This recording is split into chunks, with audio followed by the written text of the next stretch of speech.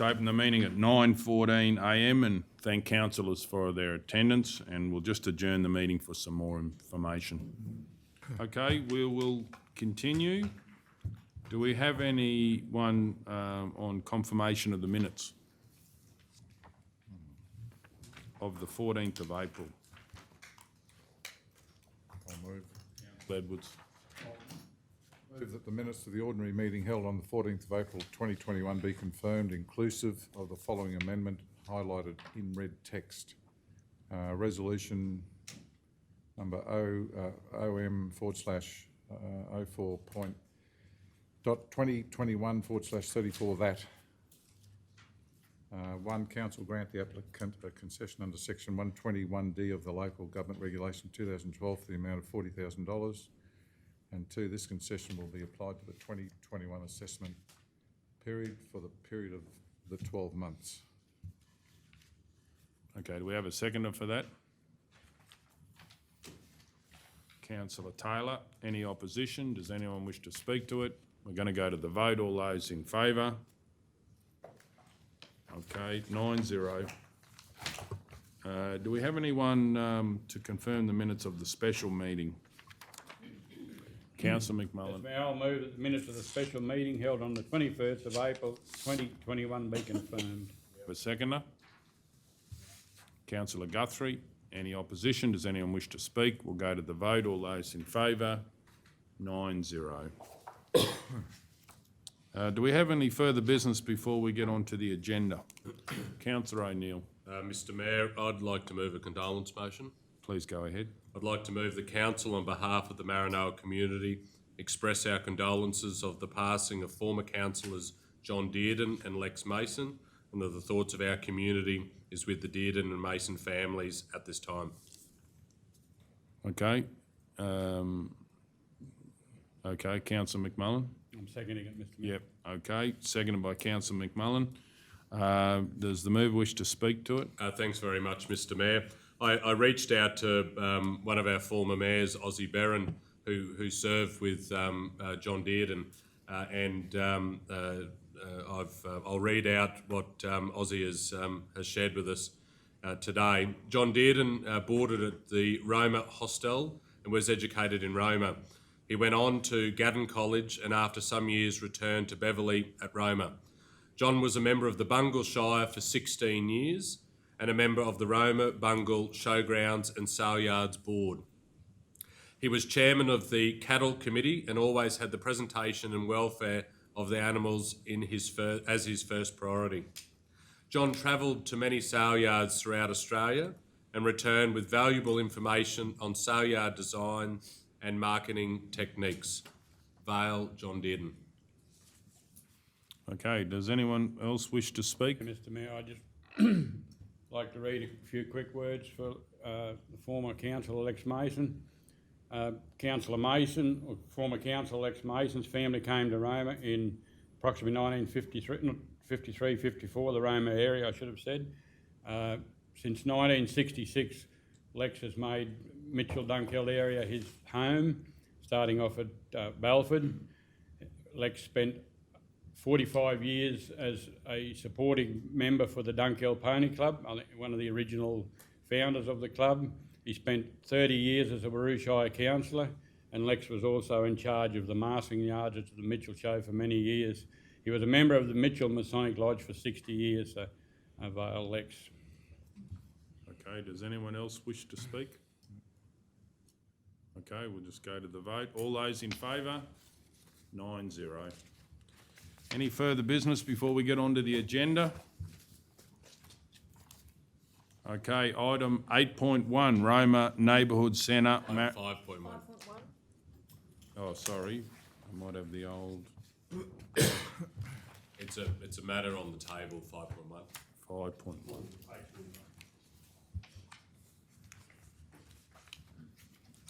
Oh, yes, okay.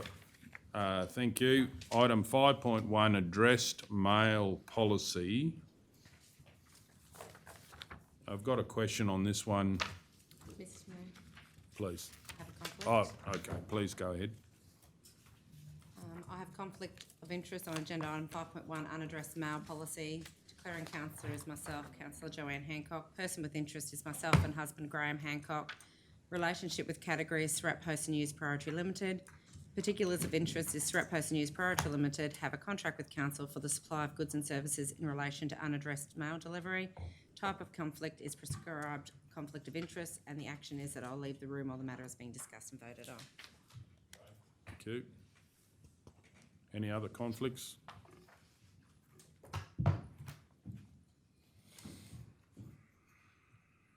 Okay, Councillor Hancock has left the room. Just got a question on this one. In this policy, we were finding out about whether people would, like the LPOs, would like to be contacted in person. Have we got any information on that, or whether they would like to, and the difference between the different LPOs? Through Yeah, you, Mayor please go Golder. ahead, Director. On page 42, I've outlined the changes that were made to the policy based on the last meeting. So we've changed the wording so that for region-wide unaddressed mail outs, for Injune, Mitchell, Surat and Wallumbilla, each individual LPO is to determine whether the booking will be made over the counter or via Australia Post. Okay, so we're going to talk to them, which Yes. is good. Yeah. Yep. Any other questions? Please go ahead. Question, I'm happy to move. Please go ahead. I'll move the council adopt the unaddressed mail policy as presented. Do we have a seconder? Councillor Ladbrook. Any opposition? Does anyone wish to speak to it? We're going to go to the vote. All those in favour? 8-0.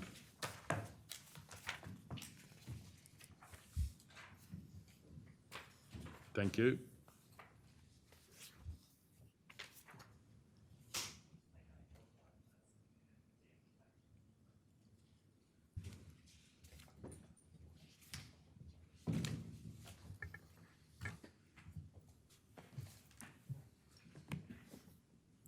Item 8.1, Roma Neighbourhood Centre, Maranoa Gaming Community Incorporated.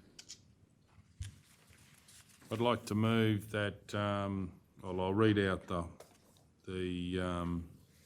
what the resolution was, and this was back in 2020, OM 11.2020/80, that council conduct a structural and electrical safety inspection of the facility, noting the requested area, proceed with minor works able to accommodate within the facility's budget, provide the facility as is, subject to the satisfactory safety inspection report.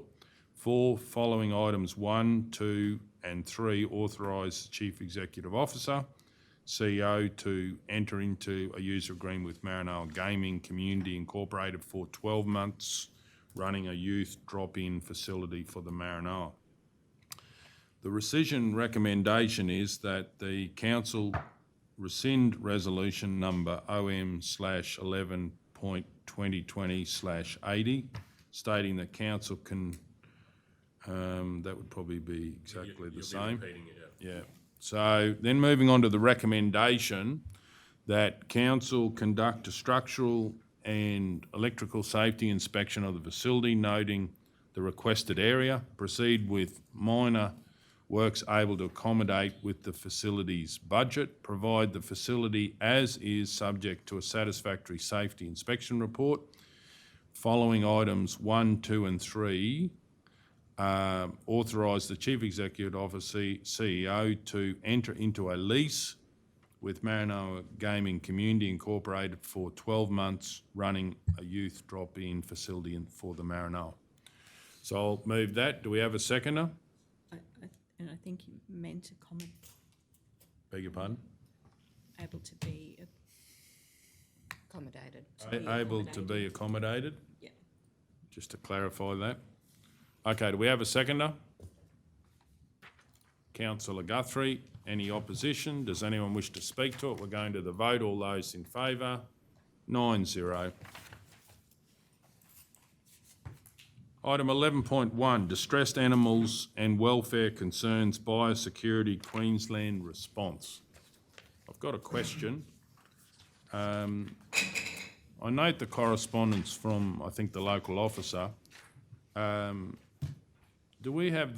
we asked the question, do we have the ability, for instance, on our website to actually put a link through to the DAF website so people could go on there and actually click on, you know, for instance, a cruelty issue or something, and then it goes through to the DAF site, so we're making it easier for people? Yes, Mr Mayor, through Councillor O'Neill, we did discuss this, I think, at the last meeting, where we do have it already. Sorry. Manager Sam, could you just come to where there's a microphone, just so the community can hear? Okay. All right, so in the last meeting, we discussed the website. We do have a link on our website at the moment. It's probably not as easy to find as we'd like, which was something that Councillor O'Neill did raise in the last meeting. And we are having a website revisit, is my understanding, in the near future, so we were looking at moving that around. However, the link only takes you to the page itself, which goes through, which I've actually attached in the this report, which is a copy of the website, the landing page that you would go to, and what's actually on that. There's no way electronically for customers to log their concerns, but it just tells the customer the process, who to speak to, what sort of information they'll be required to provide, those sorts of things.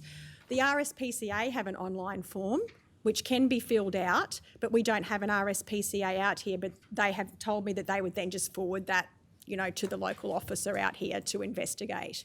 So there's a couple of options already there that have been available for quite some time, and our website does link through to that page. So that was interesting about the correspondence. So does that mean that we could actually put the link up for RSPCA and then they'd pass it on to DAF? We could put both of those links up there at the moment. I will have to double check our website to make sure that the RSPCA website one isn't already there. I know the DAF one definitely is on our website now. They don't really have an online way to log it. No, they don't, no. RSPCA do. But a lot of these inquiries we've been making to them have actually sort of highlighted a few areas where they could look at for improvement, and that's been taken back to their communications team. Yeah, righto. Any questions, councillors? But I'd like to move that council note the response provided by Biosecurity Queensland and continue to work closely with the local Biosecurity Queensland to increase public awareness of how to report welfare concerns. And point two,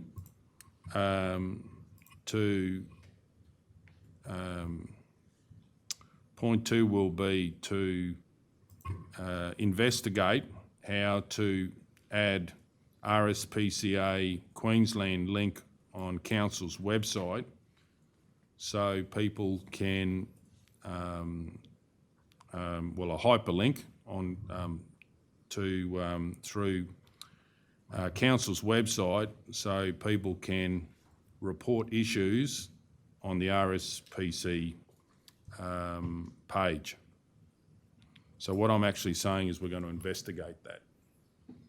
And I'll say investigate and implement. Investigate and implement, if possible.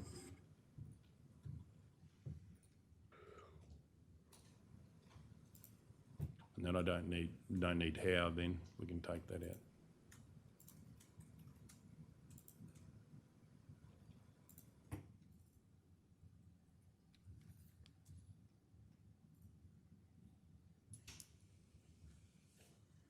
Okay, point 1 and 2. Okay, do we have a seconder for that motion? Councillor McMullen. Any opposition? Does anyone wish to speak to it? Sorry, Cal, could you just add point? Yeah, you're Getting there. thanks.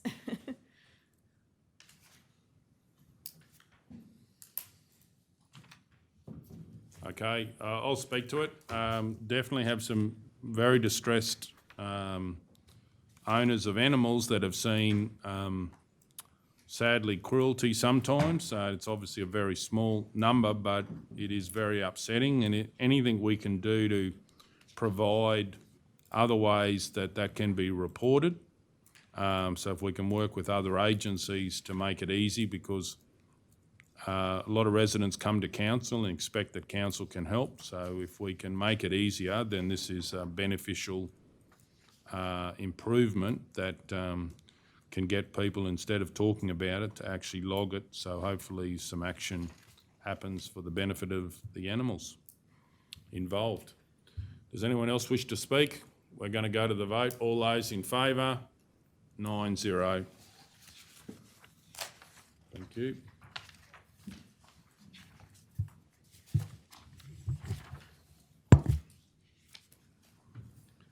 Uh, 11.2, consideration of councillor attendance at the upcoming assembly and forum.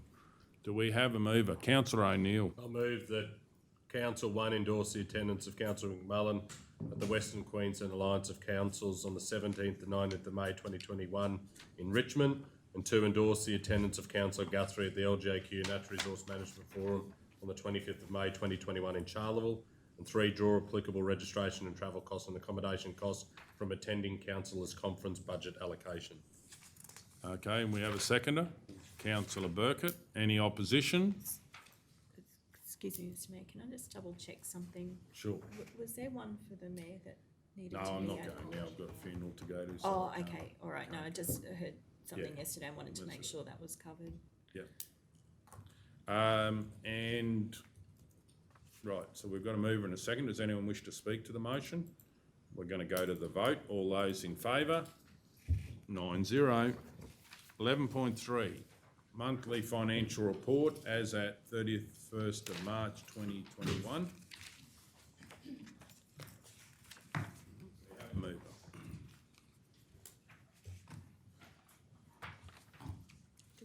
Councillor Hancock.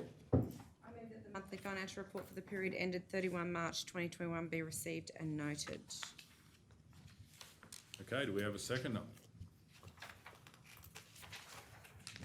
Well, Councillor Taylor, I see the hand going up. Sorry, Councillor Ladbroke, if you did.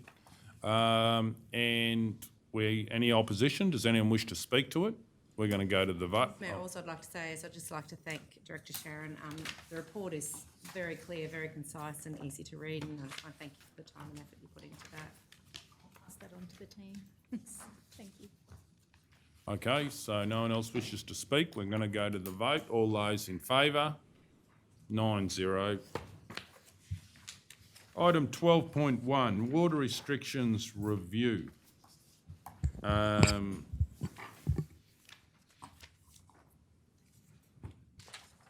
I've got actually a question.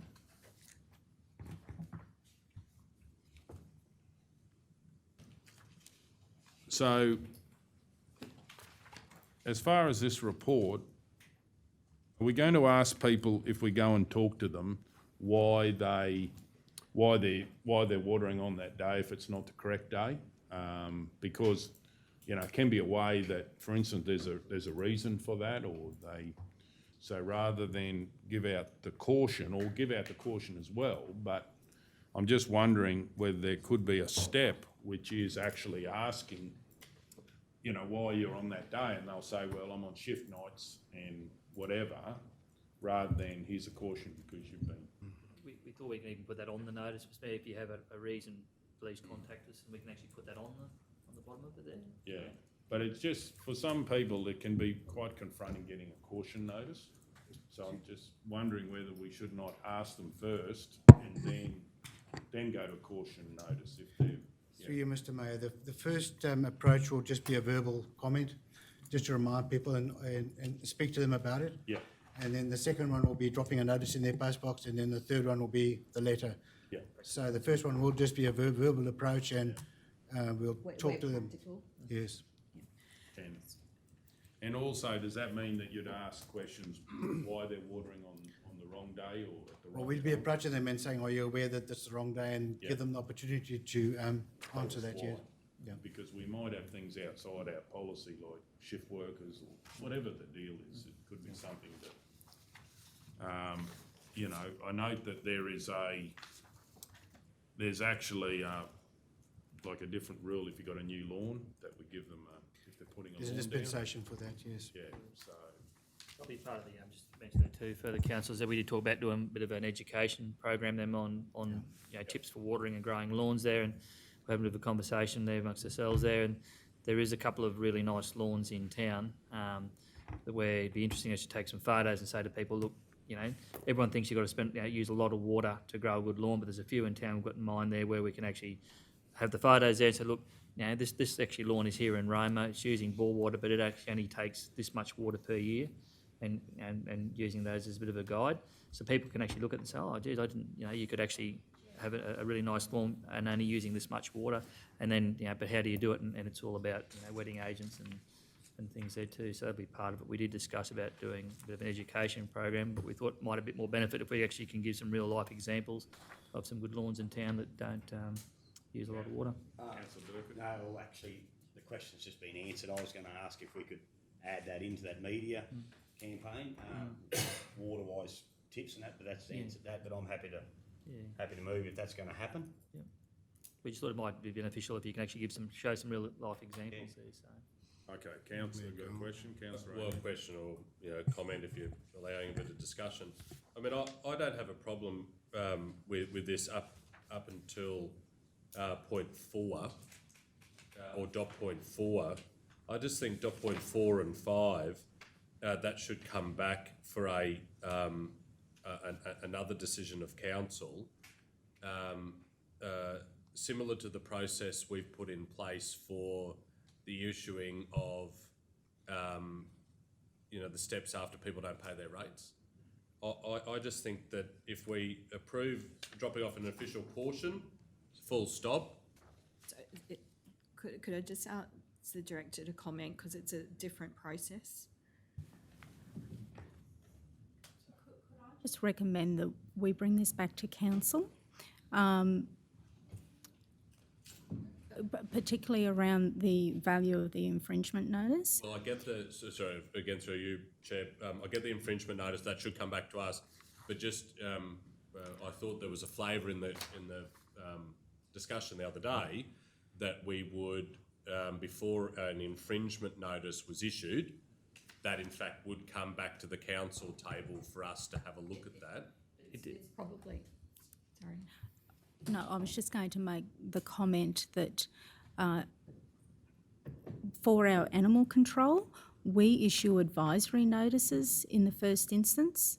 So we could look at the process similar to what And councillor, the manager was obviously this saying. report was prepared before we actually had the opportunity to do the briefing session the other day. Yeah, fair So call. that, so yes, you're correct. There was a general consensus there about any infringement notice to be brought back to council prior to issuing. Yeah, I think we just need to be a little bit careful, because this is a local law, so that the process for issuing an infringement is different than whether or not we commence legal action.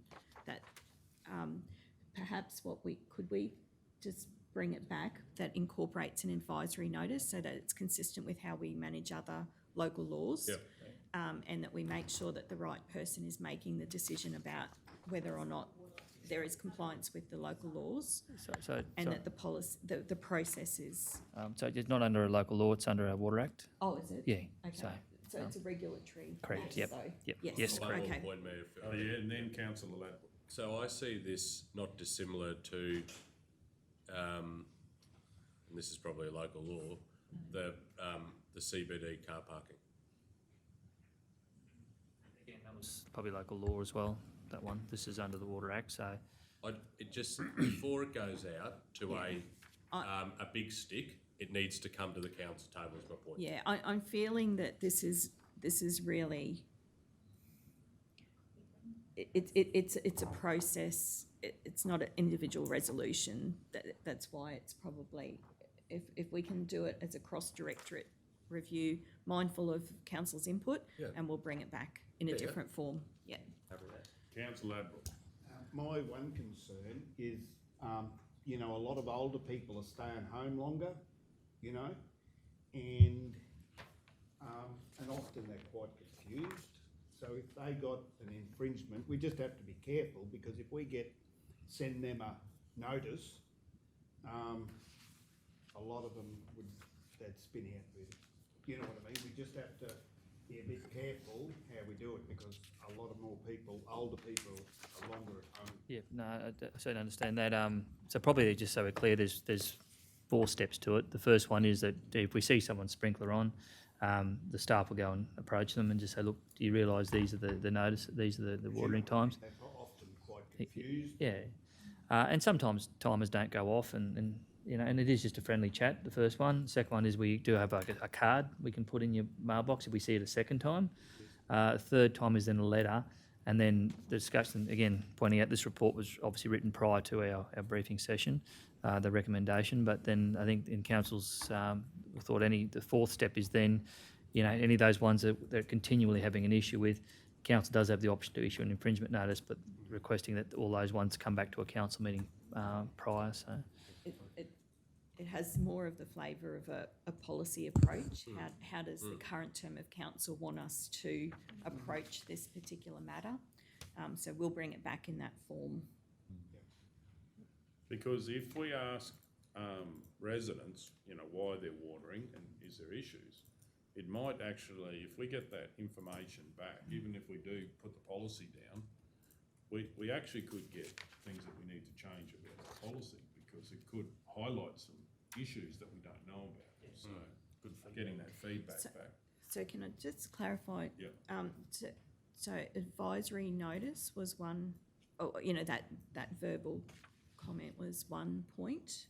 The quantum of the infringement notice, is that? So the number one thing is ask, well, from my point, we'll go around the room, but Yep. is that we ask people why they're watering outside hours and did they know, and we get that feedback. And then, I would like to see it to come, like get that, and then exactly like the card is a great idea, and that gives them.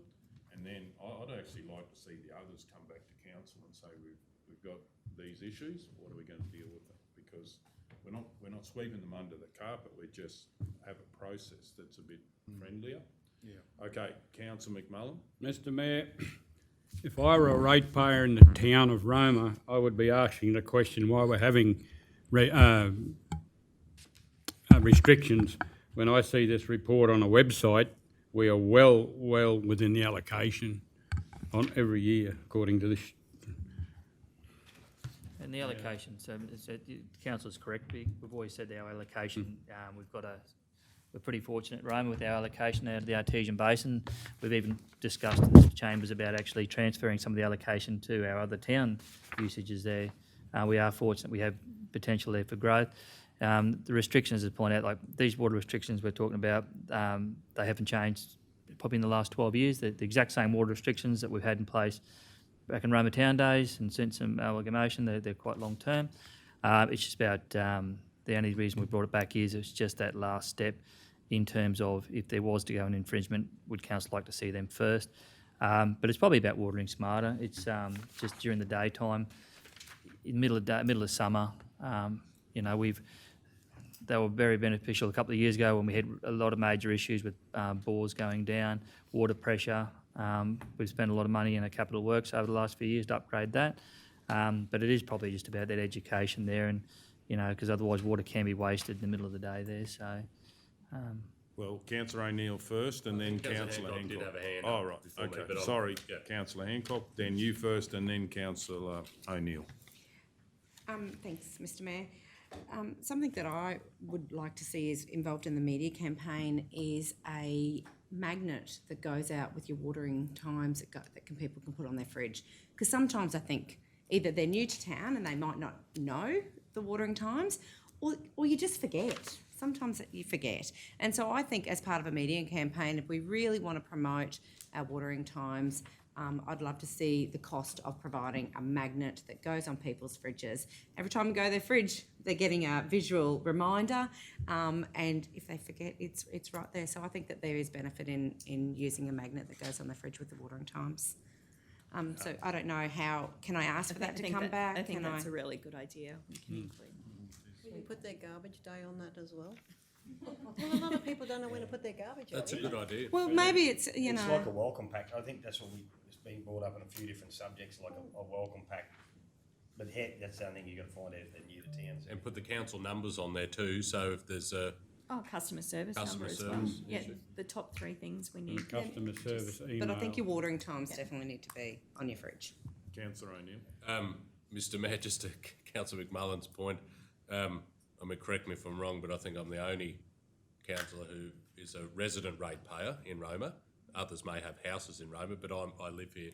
I know we've spent a lot of money on the water infrastructure over the last couple of terms that I've been here, but I can tell you in the middle of summer, I still value having those water days because it gives me the pressure, and it's far better than what it was 2, 3, 4 years ago, but it still gives me the pressure that I need to be able to water my entire garden and lawn. And so I actually think it's a good thing to have these water restrictions.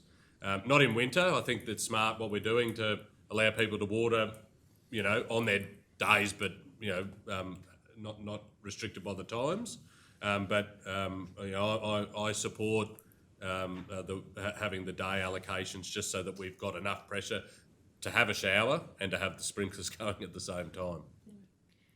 But I do get your point, Yeah, Councillor McMullen, I do. Yeah. And I guess, can I I just think- respond, because I probably didn't make it quite clear. I should have said infringement notices, fines. Well, that's why I wanted to come back Yeah. here. Yeah, Look, if we're having a broader discussion, which I think is healthy, you know, when we started, last term we had all the issues with the overgrade allotments, and I know that's a local law. We had the issues with the overgrade allotments, but before it went down the big stick line, it came back to council. And in the nearly 10 years that I've been here, we've never given anyone an infringement notice on watering at the wrong times. I'm not saying we shouldn't, but it needs to come back here because that becomes a political issue when you've got a resident out there that is, you know, screaming blue murder, that they're suddenly, after all these years of being able to water whenever they want, suddenly they've got an infringement notice. And I just think by having a talk about a policy, a process in place, we're comfortable with the approach then. yeah. We're certainly hopeful that we wouldn't have to come back to council at all, because as I said, it's and as the first instance, it's always been the staff when they're out, they'll have a quick chat with someone, they'll put something in the mailbox, a letter. You've got 3 steps there, and look, most people at the first instance said, "Oh, look, as you said, Mr. Mayor, look, I'm sorry, my timer didn't go off, or there's circumstances there," and we try to work with people as best we can. So there's 3 steps to go through before we even come back. I'm confident that, you know, we should even get to come to that, because most people generally try and do the right thing, and they know the water. These times have been around for over 10 years. Most people are used to them. Generally, people do the right thing, so it's only. Having said that, but the other thing that I'd like, if we're laying this on the table, to have an option for councillors to vote on, is that we get rid of winter water restrictions, just keep the days, because I don't think the system can handle everyone turning the tap on, and I think we need to keep improving it. So we need the days of watering, so we're splitting the town up, but in the winter time, I don't believe we need the actual time. We don't, though, in winter, do we? No, but It it's says in here- here, because this is the older report, see?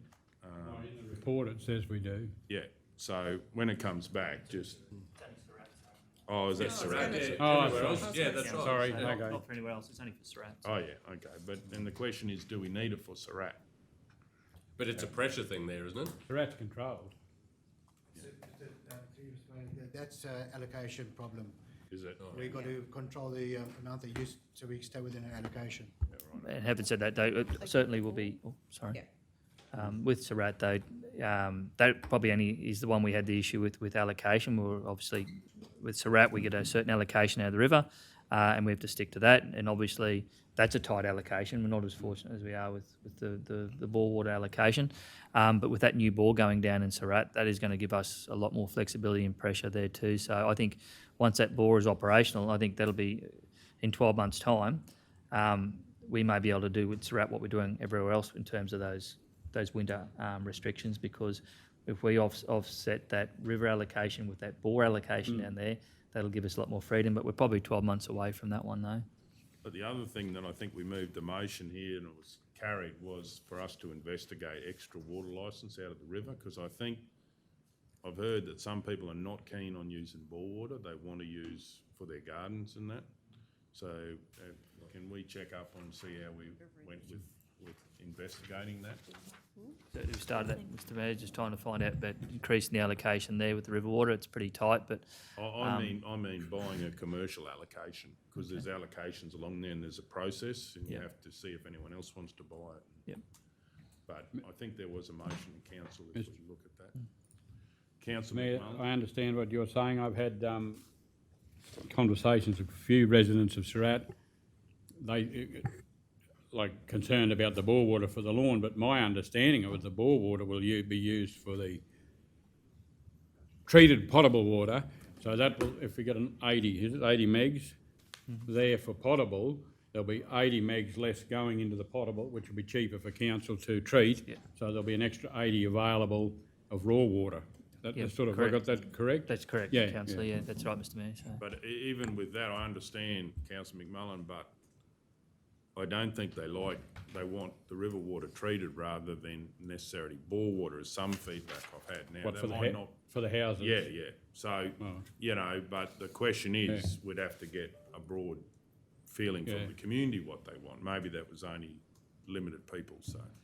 Councillor Through you, Burke. Mr Mayor, and you guys, Director Rob might have already covered this, but one thing I'm a bit concerned about, we talked about last time, is staff members having to talk to customers.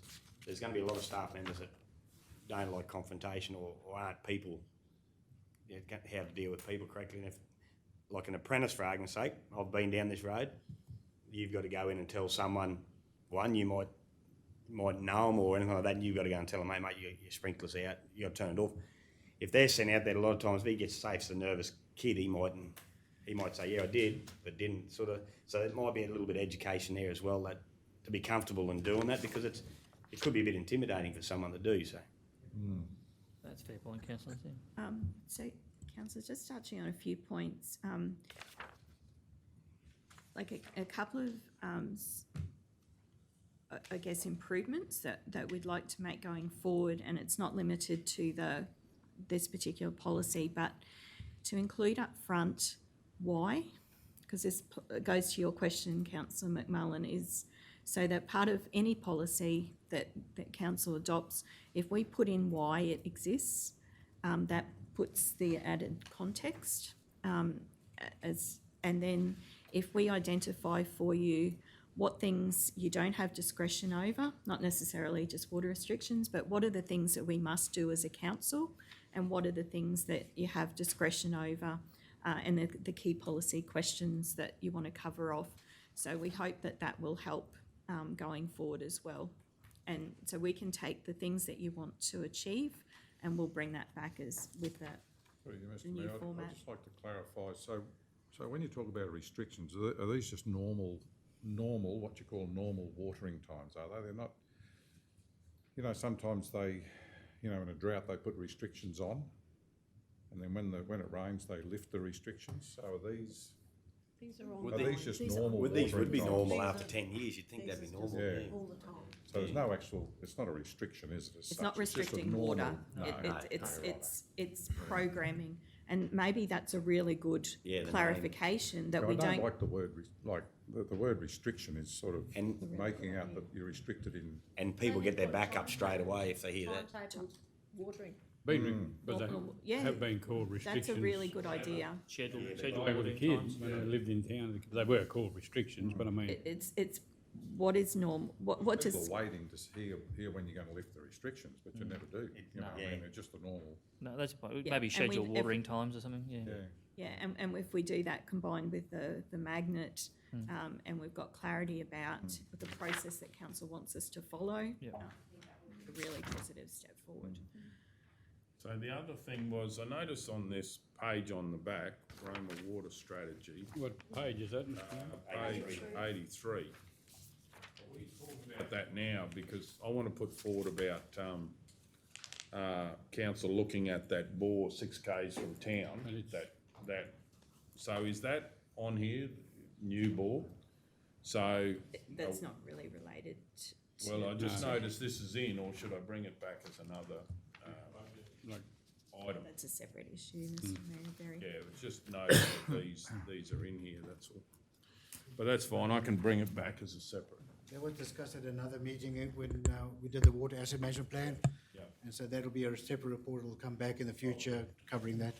Yeah, right. But down the track, I'd like to, I won't say anything now, but add something else to, that might be good to change to help watering. But I can reckon we can help Yeah, Surratt it a bit. I can- don't want to raise it now, but Yeah, no, that's when we have fine. them. In between now, we'll take this and put something together for you, but if there's any ideas that you think of post today that you'd like to put through the process, please do not hesitate to email them through. And just on that, the feedback I've got is that we still, as probably Councillor O'Neill said, but last summer there was people with poor water pressure. So we still have an issue with our system, and we need to get it to be able to handle when people come home and turn their taps on at 5 o'clock or 6 o'clock. And they want to have showers and that. There's still more work to be done in the system. But recognising, Mayor, though, of course, it's a hell of a lot better than what it was. You know? Yeah, correct. But there's still people that... Absolutely. Yeah. I just, if it's going away and coming back, I mean, I think, Mayor, you've raised it, and Councillor Burkett's raised it, and I know former Councillor Flynn raised it, around what can we use to incentivise people to be more water-wise, but also, in turn, be more house-proud. And there was talk about rebates for tanks. There was talk about finding that the best of the best sprinkler that is of a water-wise but actually does still water the garden. You know, some of them, you know, they might be water-wise but not much water comes out of them. Maybe we need a broader discussion between now and when this comes back about what do we mean by incentivising to be water-wise, but also that house-proud element as well. And that's only two examples of a rebate for water tanks, or that could be a raft of other things out there. And probably, not to recreate the wheel, there will be other councils that have been in dire positions in terms of water allocation and that have walked this road before us. So we could maybe, you know, steal some of what they've been doing. And It's a little bit like the Mayor's bore situation, though.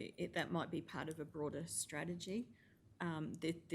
Let's not overly complicate This one here. our normal watering times. No. I think today hit the nail on the head. Maybe that's where the disconnect has occurred over time, is that how we've said it.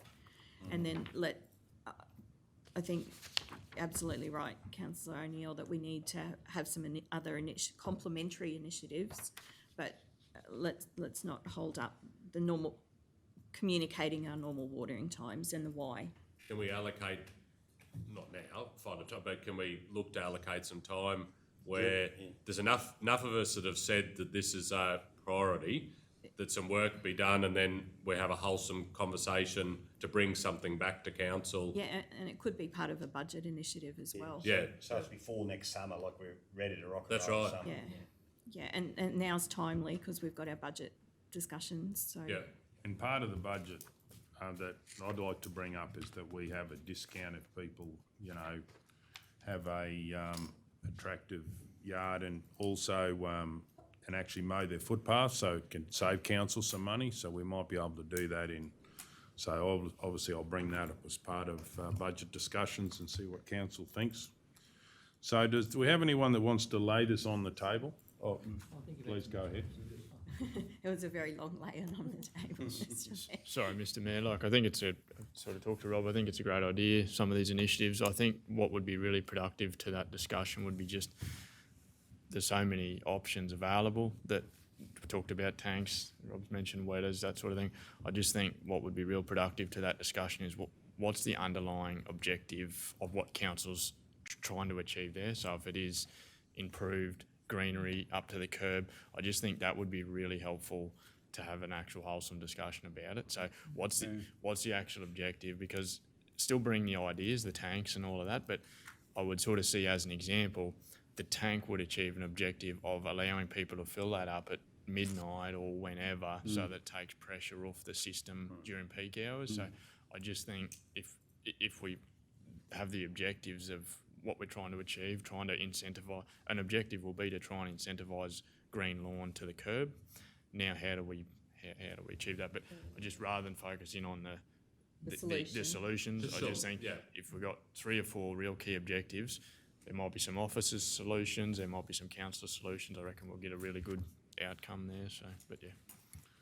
Righto. Okay, do we have someone to move? So Councillor Hancock, I think, was first. Are you wanting me to do that? I was just going to move to lay it on the table. Yeah, I think look, we've got lots of notes here from councillors, so it could just be a simple procedural motion if council's happy. Let's move, we'll lay this on the table to a future meeting. Righto. All those in favour? 9-0. How we going for time? 84. 12.2, Asset Management Plan Sewerage Network, Revision 2, March 2021. Councillor Burkett. Before I move, there's nothing too dramatically changed in this. Manager Graham, is it? Through you, Mr Mayor, it's basically just an update with the new renewals and capital projects, but there's no significant changes. Okay, well, I'll move it. I move that Council 1 receive the Sewerage Network Asset Management Plan, AMP, revised 2, I suppose it means, as presented. 2, endorse the Sewerage Network AMP for inclusion in the local government infrastructure planning documentation. And 3, consider the Sewerage Network AMP in parallel with budget preparation. Okay, do we have a seconder? It was revision, Cal, if you could just, thank you. I said revised, so yeah. So you happy with the revision? Yeah. I just checked with the I manager. just took a guess. Okay, Councillor Taylor, I believe, seconded that, is that correct? Or was it Councillor Guthrie? Councillor Guthrie. Any opposition? Does anyone wish to speak to it? We're going to go to the vote. All those in favour? 9-0.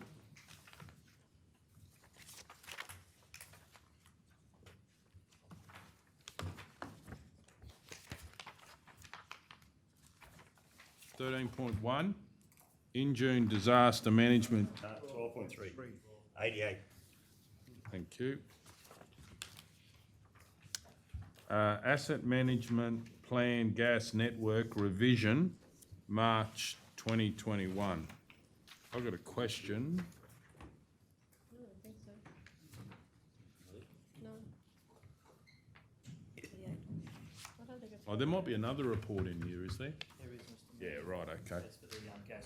I don't have any question on this one. That one's about the footprint. Yeah. Righto. Do we have a mover?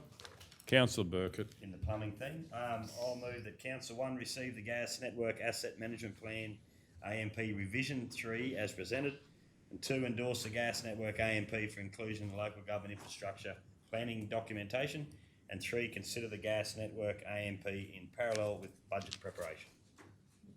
We have a seconder, Councillor Ladbroke.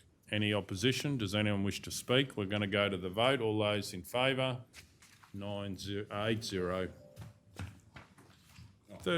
13.1, Injune Disaster Management Generator Placement and Request for Amendment to the 2020-2021 Capital Budget. Mr Mayor, I've got a question, please. Please. Who are we awarding the tender to? Yeah, that was my question too. Well, I've got a question first as well. Do you mind if I ask the question? That'd be all That right? was the question. Yeah. Yeah. Yeah. And we can ask that as well. In relation to the warranty between the different people, I see one of the people that it's scaled up every year. You can pick 5 or 10 years warranty.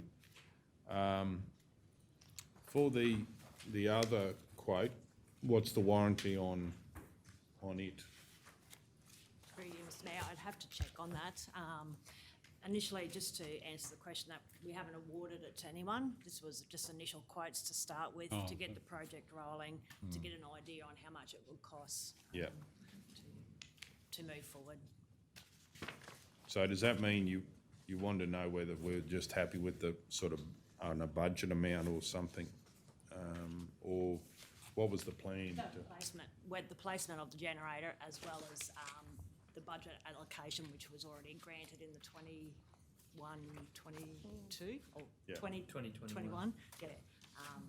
So it's more or less, initially we had an amount for Injune generator and an amount for Yuleba generator. That's what I thought. So what I'd like to do with your consent is to, one, put it at the back of the Injune Service Centre and allocate the Yuleba funding money to the Injune so that we can do it all properly, that it looks good, it's covered in the screening, the same as the grease trap at Injune. And, to move What about the, what about the Yuleba one? How do we get it to be done? Like, have we got a plan for it? I can put a budget consideration up for adoption to have the Yuleba one.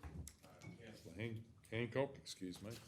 Just with location, and I note that you've spoken to the, the owner, the LEC coordinator, out there, and Scott McElroy, the leading building service officer, but I just want to double check that positioning, that won't, like how noisy is it? It won't affect the new chips building that's going ahead? I just want to make sure that's been thought about. No, because it's going to be only used in disaster emergency situations. It's Yep. not going to be running 24/7. So, and generally, possibly most of that would be at night, because I always seem to be working through the night in those sort of situations. But Yep, and that, where it's sitting, like that's not anywhere near, like it's not going to be taking up any spots, so, yeah, thanks, Jen. no, correct. It's going to be. There's an existing garden there at the moment. So, Yep. yep. Through you, Mr Mayor. Gemma, Oh, you can't see it because of the colour. Yeah, it's all through there. Yep.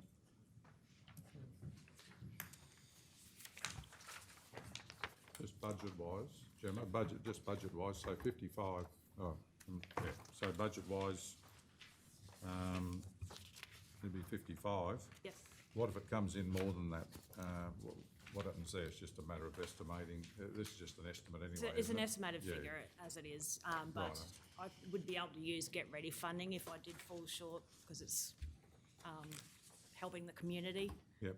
So there wouldn't have to rely on council to put the extra money in. I can find funding for that. Through you, Mr. Councillor Mayor. Taylor?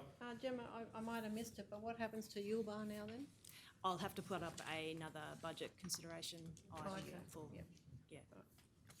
So, the other question is, we haven't really actually asked all the user groups like Chips and that yet, about it yet, have we?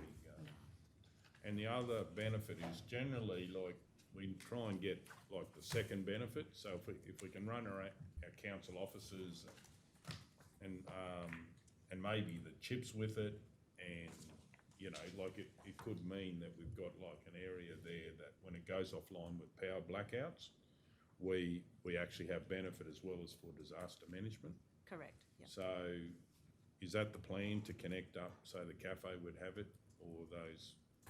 I'd probably have to do a bit of an investigation to see Yeah. whether that the load, it could handle the load. Yeah. But we could do that when on. But sometimes the difference in the size of the unit's not that much if we did that whole precinct.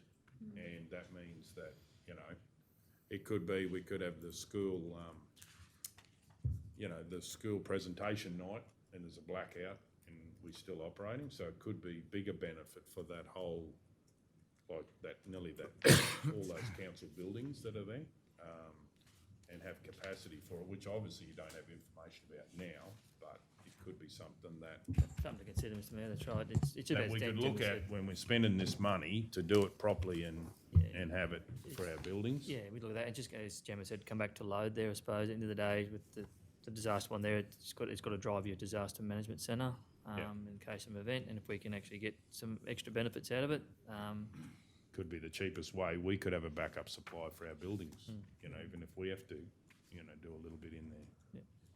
But you wouldn't be able to use it for, say, the hall, be too far away. No, There's actually a generator point, that was installed at the hall last year. Okay. And where they actually put the generator was at the back of the hall and they had a specifically made I don't know how many metres long cord it was, lead. Oh, yeah. So there is Oh, the yeah. capacity there to run a lead to the Yeah, hall. okay. That was going to be my question about the location of that. Is it close to a main switchboard? And if they did have that, like if it was all wired to that central location to start with, it would be really good. But that's good that they got another point there. Yeah. Councillor Hancock? That your hall would actually be part of your disaster management, because that would be where your, so it would be really good if we could Yep. provide the generator for the hall as well as the other, because it would kill two birds with one stone. Councillor McMullen? Mayor, Gemma, you did say you're going to bring the Yuleba up in the next budget. I will, Yeah, yes, correct. I'm not discounting Injune, but when we did the disaster thing there a few years ago, if power goes off in Yuleba, nobody, the server, you can't get fuel for emergencies or anything because there's no power. Nobody's got backup power in Injune, and Yuleba itself. You can't go to servo and get fuel. But with the council one, if they were to put one there, it would service council depot, council offices, and the council fuel bowser.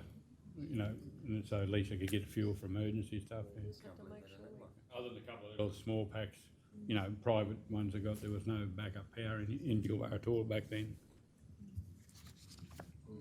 So, any other questions? Well, I'd like to move that council investigate the placement of the disaster management generator at the back of the Injune Customer Service Centre, and also start consultation with the affected community groups on the placement of the generator, and also investigate a generator that can power all the council buildings in the vicinity, with capacity to also connect in the future to the CHIPS building. And then point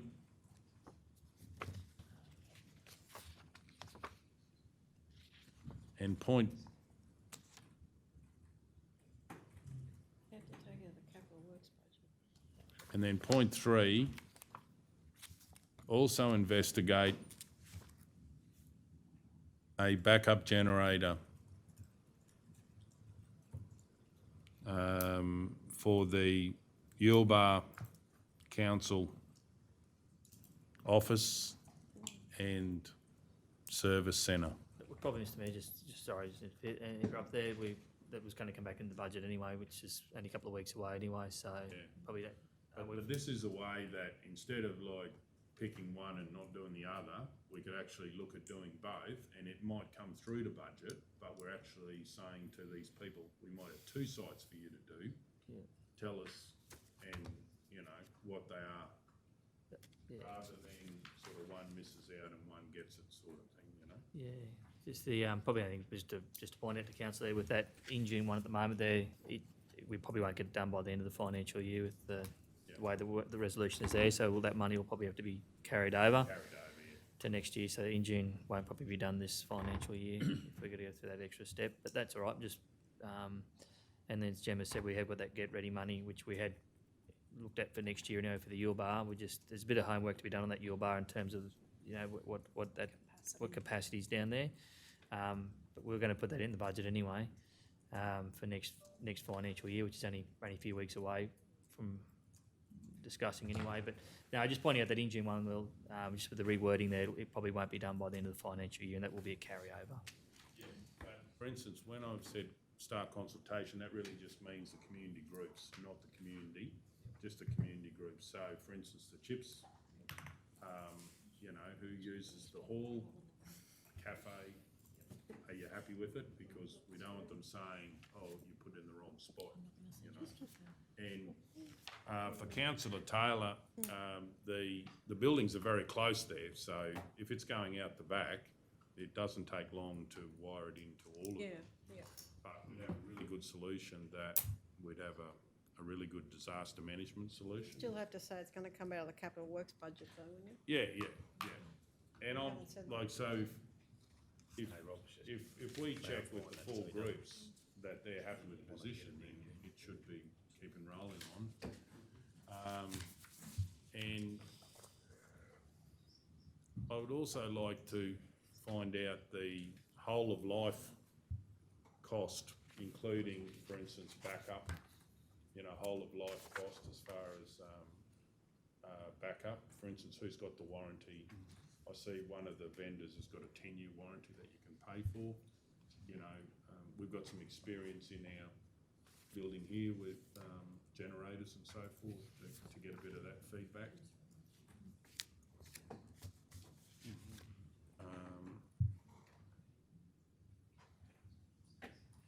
But hopefully, if we've got budget coming up, we might be able to deal with Yuleba as well.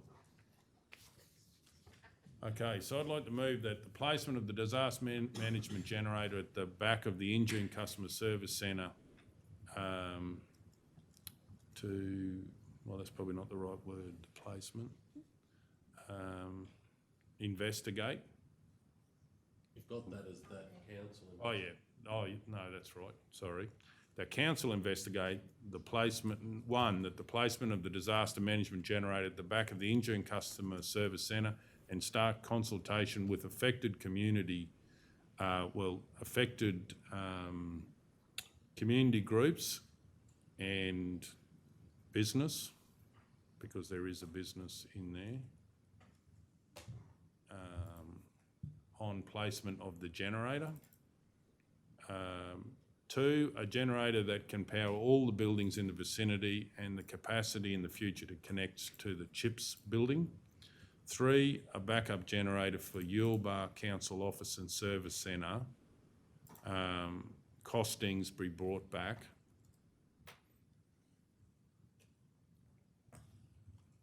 At the same time, so it doesn't fall off the.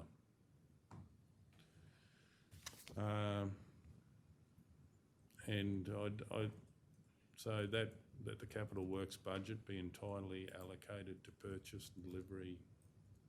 I think that could still stay in there.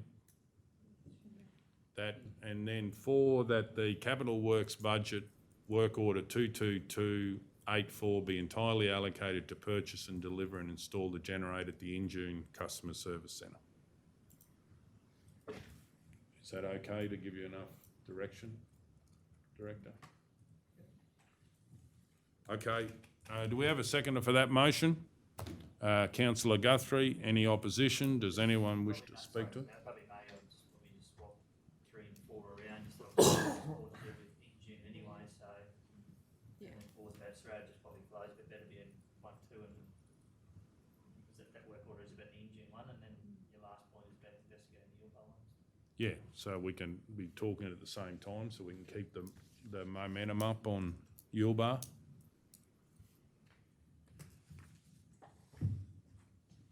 So it just keeps the Injune stuff together, that was all. Yep. Probably that's fair. doesn't flow to have the council investigate. I know, I'll take that out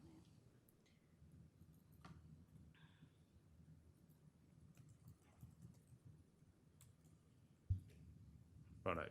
That council investigate the placement of the disaster management generator at the back of the Injune Customer Service Centre and start consultation with affected community groups and business on placement of the generator.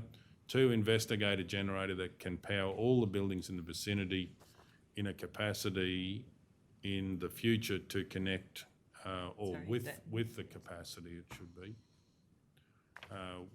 Sorry, just let's get that one right first.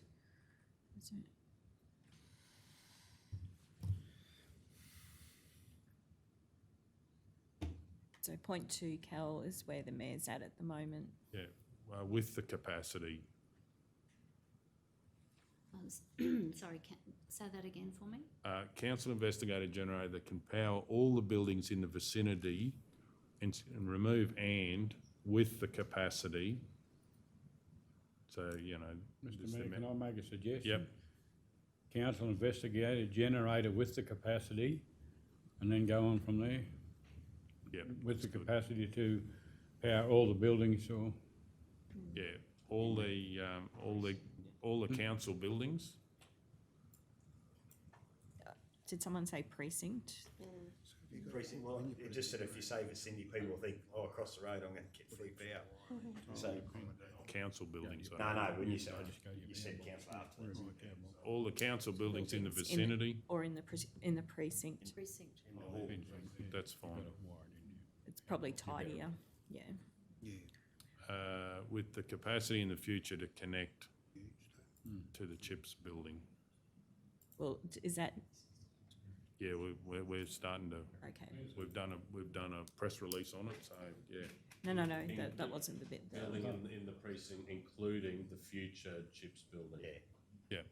Mayor, I just wonder, number one, council has already investigated it. Wouldn't it be council give in principle support to the placement of the disaster management generator at the back of the Injune customer service and start consultation? Thanks, Councillor O'Neill, that's Yeah, better. I'm happy I've with already that. done a mountain of work investigating where it should go. Yeah, as long as we're asking in case we're going to put it in the wrong spot and all that. Principle for the placement of the disaster manager in the back. And seek start. community. Well, it's just a group, so it's not going to be a long period. It's just, Well, it could be done today, really, but. yeah.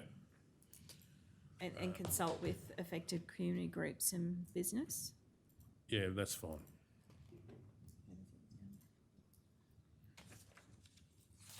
Would it be a given that we would be On asking the our own final service centre?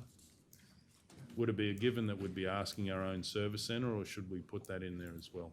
I think it's important that we consult with staff because they're the one, Yeah. they're the front line. They're the closest to, and The service centre, because obviously there'll be a fair bit of discussion with the IT guys, with Grant particularly, who's done a lot in that space. So I Yeah, think if you that's just it. say staff, that covers it. Staff, Consult we'll with put staff service. in there as well, please.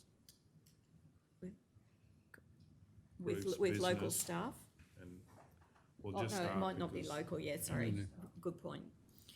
Consult with staff on the final placement, of the generator. on the final site. Yeah, it doesn't matter if you want to Are make you it happy site. with it on the site? Righto. And Cal, point two, investigate should be a little lower.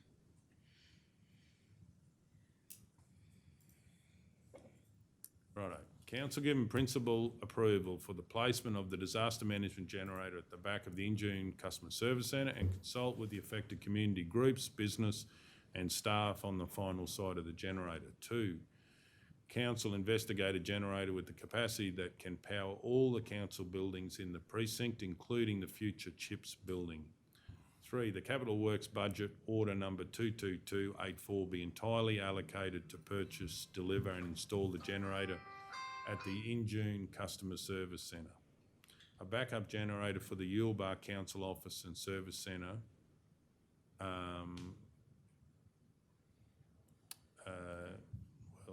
Be considered or be? or it's sort of like a quote, or it should be done at the same time, like Be sought, be sought, yeah, a backup, and for future budget deliberations. Yep.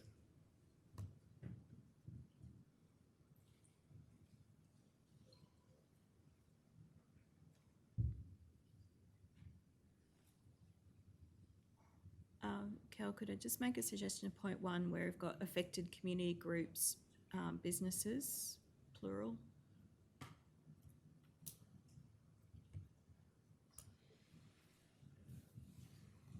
No, ES, plural. okay. So I'm happy to move that. Was there a seconder up there? I'm happy to continue the Yeah. second. Yeah, it was councillor Guthrie. Any opposition? Does anyone wish to speak to it? We'll go to the vote. All those in favour, 9-0. Okay, morning tea. Back in half an hour. Okay, we'll keep going. Item 13.2, Yuleba Memorial Kitchen, Yuleba Memorial Hall Kitchen Upgrade. Do we have a mover? Councillor McMullen. Mr Mayor, I'll move that council grant permission to the Yuleba Memorial Hall Committee to undertake planned upgrades to the kitchen in the Yuleba Memorial Hall. Just leave it at that. So we got a mover, but then it looks like we've got some questions. Oh, Oh, yeah. Thank you, Yeah, I Mr just have Mayor. a quick question. Has this happened a lot through you, Mr Mayor, to Director Rob or Manager Tenure? That the committee, they can undertake the upgrades, there's no set criteria from council, or? Yeah, through you, Mr Mayor. It is common in some of the facilities where there's really active community groups. Council has a current arrangement with the Yuleba Memorial Hall Committee where they do the day-to-day bookings and look after the hall, although it's a council asset. They look after the day-to-day operations of the hall, and they've been able to secure some external funding to do the works. Oh, that's good. Yeah. But would it be inappropriate for me to mention what I said before? No, I just was at for the Anzac Day and it's actually installed. The kitchen's, well, not 100% finished, but I put a customer request in on their behalf They're about movers, the aren't plumbing. I've just been talking with the director. Yeah, no, it's good. Sorry. And Councillor Burkett, generally what happens is that the community group just notifies council what they're going to do. So for more general reasons to do, and then if there's no big issues, it just happens basically. So rather than say you've got to do it this way, it's more. That's good. It's more any other issues that staff in facilities would be concerned about. Definitely looks good, Mr Mayor. Yeah. Benched. Yeah. Okay, so we've got that. We have a mover and we did have a second, Councillor Hancock, I believe. And any opposition? Does anyone wish to speak to it? We're going to go to the vote. All those in favour, 9-0. 13.3, closure of library services for staff to attend training in 2021. Councillor Taylor. I'd like to move that council endorse the closure of the council library services to allow all staff to attend a staff training workshops on Thursday the 17th of June and Thursday the 2nd of December 2021. I've just got a question.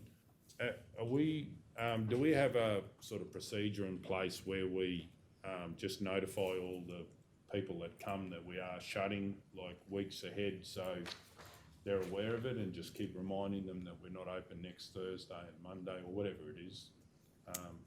Yes, Mr Mayor, that's quite correct. We've been doing these staff training days for probably 9-10 years, and we've been each time we notify the community well in advance, saturate the media and local hotspots so that everyone's aware of it.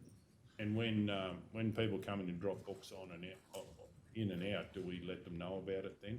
So don't forget we're shutting in a couple of weeks' time. We do, and of course we do have the capacity to receive returns. Whilst the library's shut anyway, but we have notices on the library. We're going to take every opportunity to let our members know that. Yeah, that's good, because I'm sure someone would be devastated if they couldn't get their books. And to my knowledge, Mr Mayor, I don't think we've ever had a complaint or a comment that, so that's a testament to the staff's ability. Okay, do we have a seconder? Councillor, I'm happy to second it, but I've got. Please go ahead. I just wonder. I mean, we've been doing this every year that I've been here. We never say no, ever. Wouldn't it just be simpler to have a policy? Perfect. So that this doesn't come to council. If there were times where we said no, then it should come to council. But we've never said no. We support the training. We give ample notice to the community that it's going to be closed for the reasons that you've just articulated. How about this? This is an example of a report that shouldn't be before council. Yeah, thank you, Councillor O'Neill. Well, did the mover want to add to that and request a policy be formulated? Happy to. I'm happy to second that. Righto. Mr Mayor, just in saying that, I totally agree with what Councillor O'Neill says, but it would be nice if the councillors still get notified. Oh, that yeah, it's yeah. being That'd be in the closed. policy. Yeah. Righto. Mover and seconder happy. No opposition. Does anyone wish to speak? We'll go to the vote. All those in favour, 9-0. 13.4, applications through Regional Arts Development Fund, RADF program. Councillor, do we have a conflict, do we? Conflict of interest. Yeah. conflict of Councillor interest. Edwards. Got an interest in the matter. The item is 13.4. The description is applications through Regional Arts Development Fund, RADF program. Declaring councillor is Councillor Mark Edwards. Person with the interest is Wendy Henning. Relationship category, related by marriage. Particulars of the interest, Wendy Henning is a member of the Council's RADF Assessment Committee, but did not participate in this particular grant assessment. Type of conflict is a declarable conflict of interest, voluntary declaration, and the action, is that right?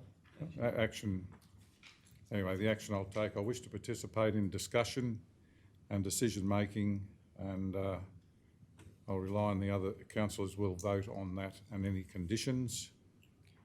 Okay. Sorry, Cal, could you just take the word remain off in the first column? Just action. You've got a better thing there, haven't you? That's what Councillor Edwards was getting It's up confused there with. anyway. Okay, do we have a mover? I've got a question. Please go ahead. So through you, Chair, I mean, this is a good example here of once we decide on this, it doesn't have to come back, right? It should be noted, but under the Act, once you've declared it once, and I just wonder, it's irrelevant whether Wendy Henning participated in the grant assessment or not. That particular individual is on the assessment panel.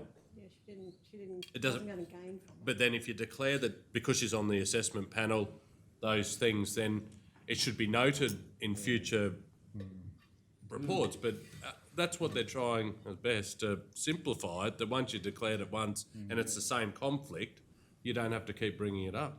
Can I just say something like I think with this one it's best to, like when it was originally done, it was early on in the piece, and I think this has come a long way since then. So I think this sort of cleans it up a little bit more.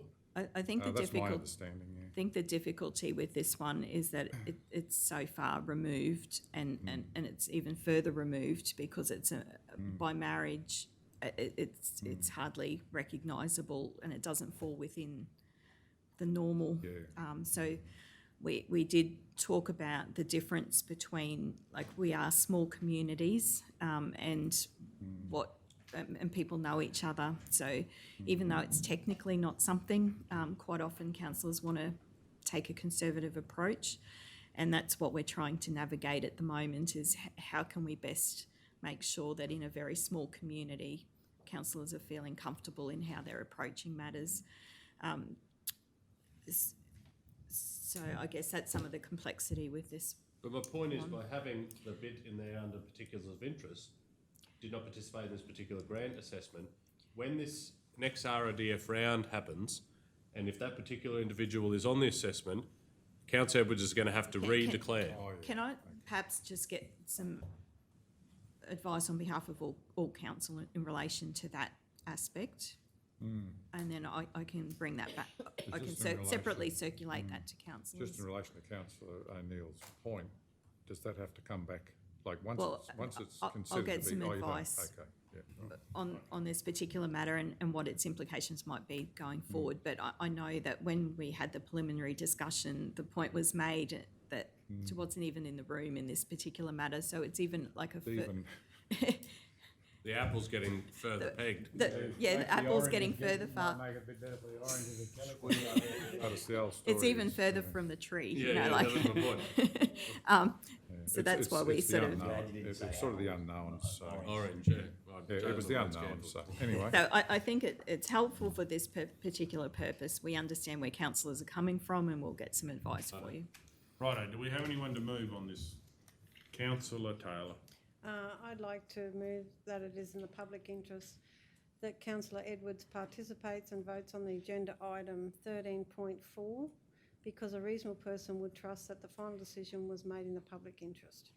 We have a second of Councillor Guthrie. Any opposition? Does anyone wish to speak? We're going to go to the vote. All those in favour, 8-0.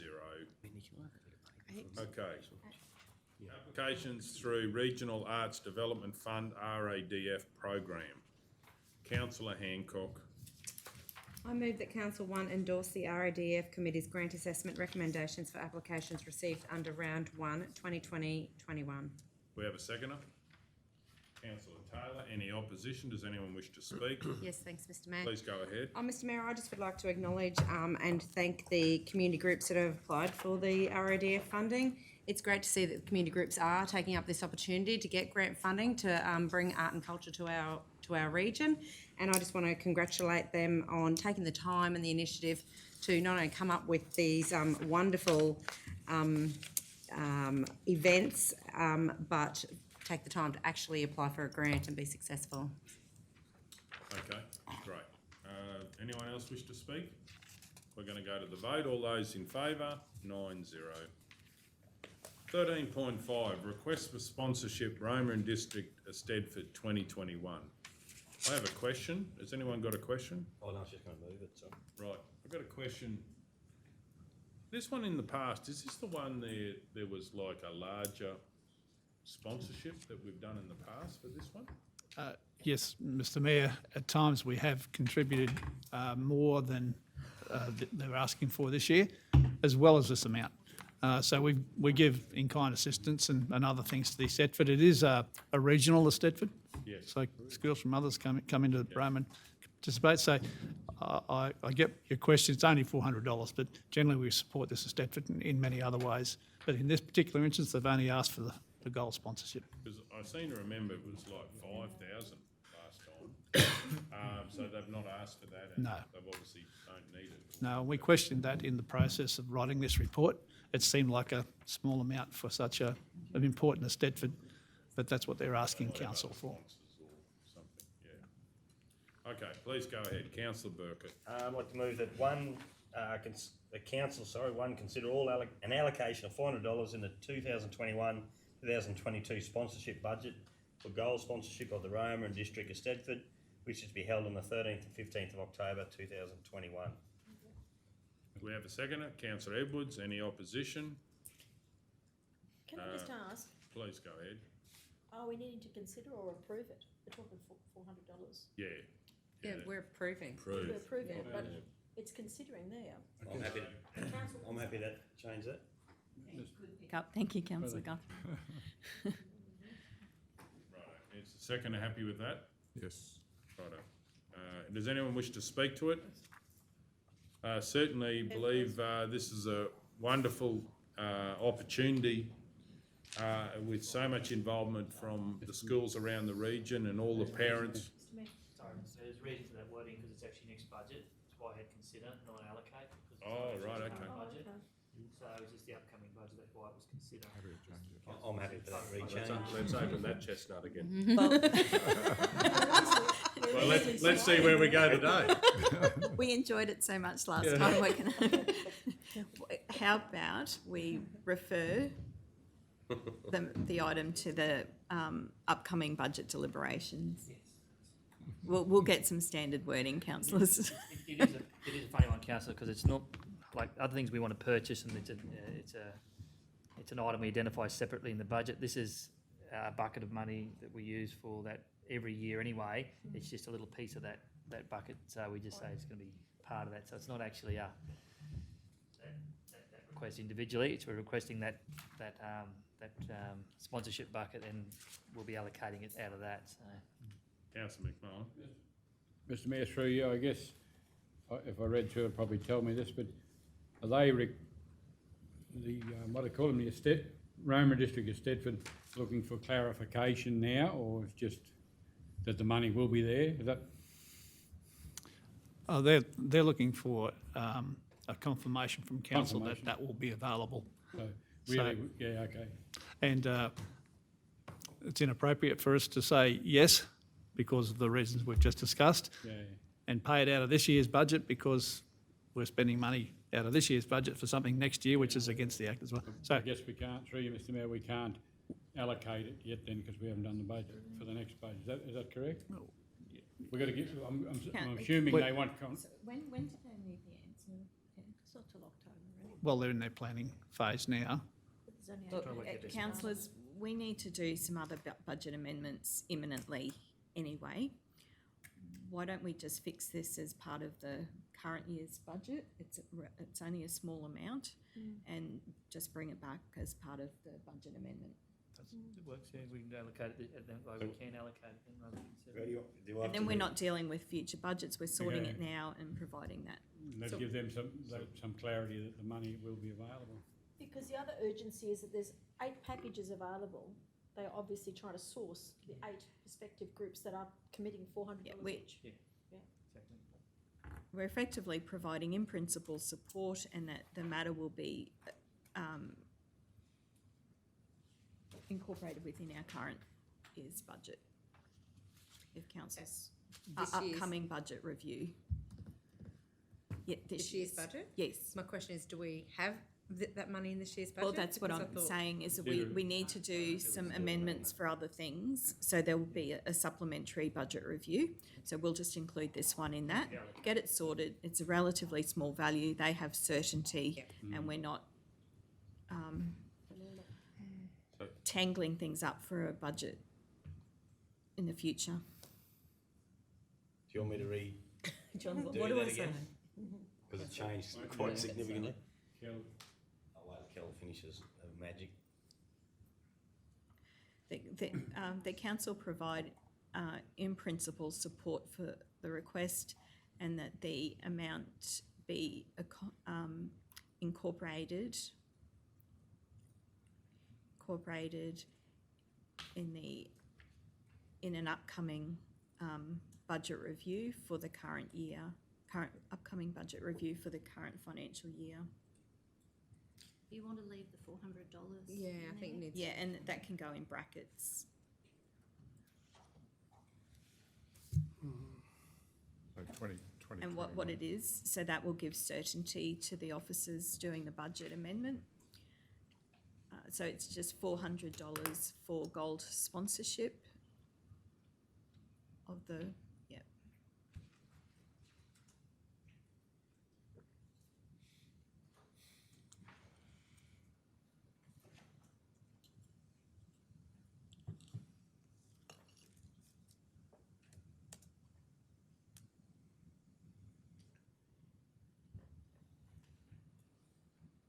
Good to go? That, and point 1 and 2. Petition. Council providing principal support.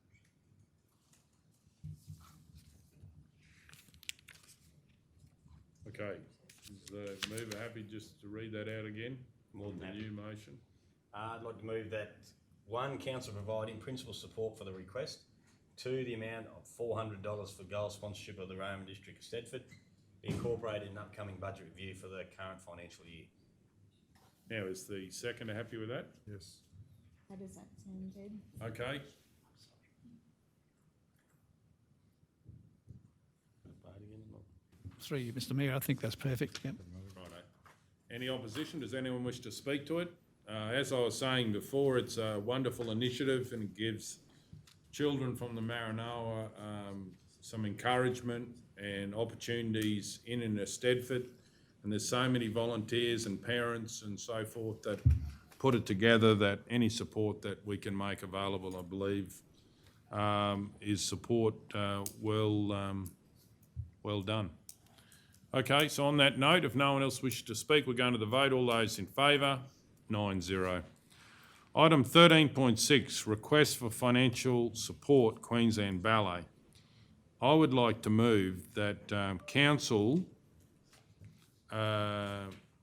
give financial support, financial assistance in this financial year of 2021 to Queensland Ballet to deliver 2 full-day workshops.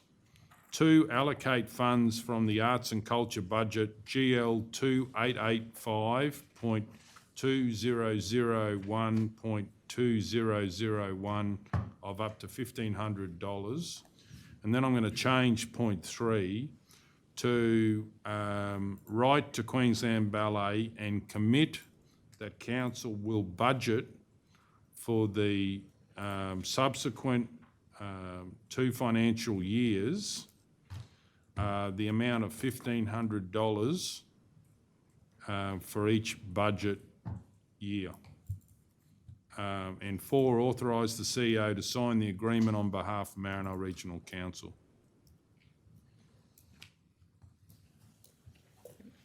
we do that?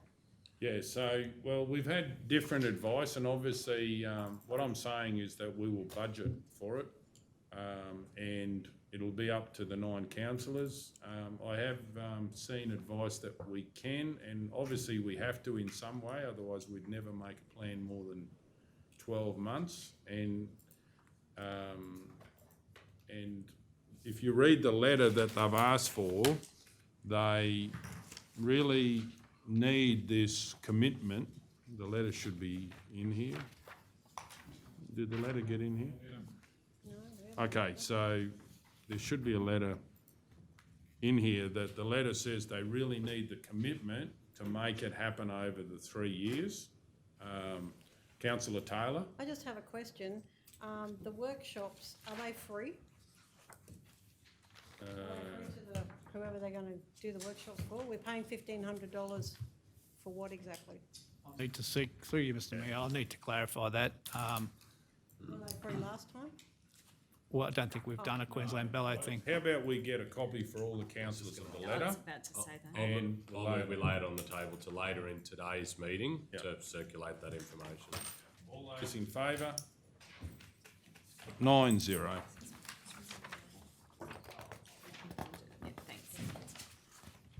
Okay, moving on to the late open.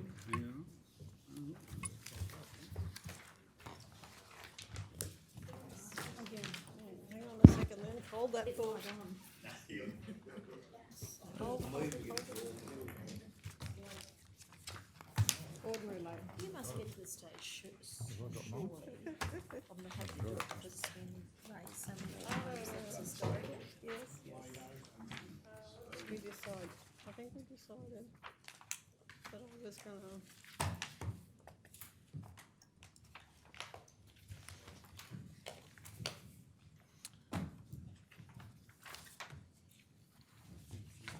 L1, gas for industrial commercial development policy. Excuse me, Mr Mayor. Julie, is this where I'm having my little say? Well, I'm a bit confused. Okay, I've got something to say. Please go ahead. Thanks. Okay. I would like to advise council that I initially thought that I may have a conflict of interest in the following matter as a company that my spouse and I are directors of, Nickbury Proprietary Limited, own land at Raglan Street. However, upon further inquiry, clarification has been sought and provided that the policy is only focusing on land where the gas main hasn't yet been extended to. The property for which I have an interest already has gas main passing it, therefore there will be no potential benefit or loss from council deliberations on this matter. Thank you. Is that a get out of jail free? Wendy, I feel like Wendy applauding. Right. I've been waiting for that one for a while. Don't lay this on the table. Just on this one here, part of the criteria on 4.4, I'm just wondering whether we could just add in there that the idea is outside the standard area which you have budget for to do anyway, is that we actually would ask the commercial or the industrial gas user to sign a contract, and that would enable us to have commitment.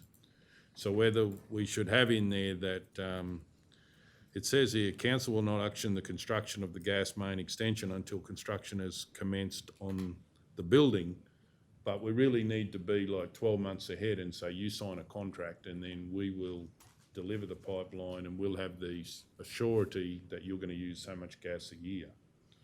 So whether we could just add something in there that it would be subject to signing a contract.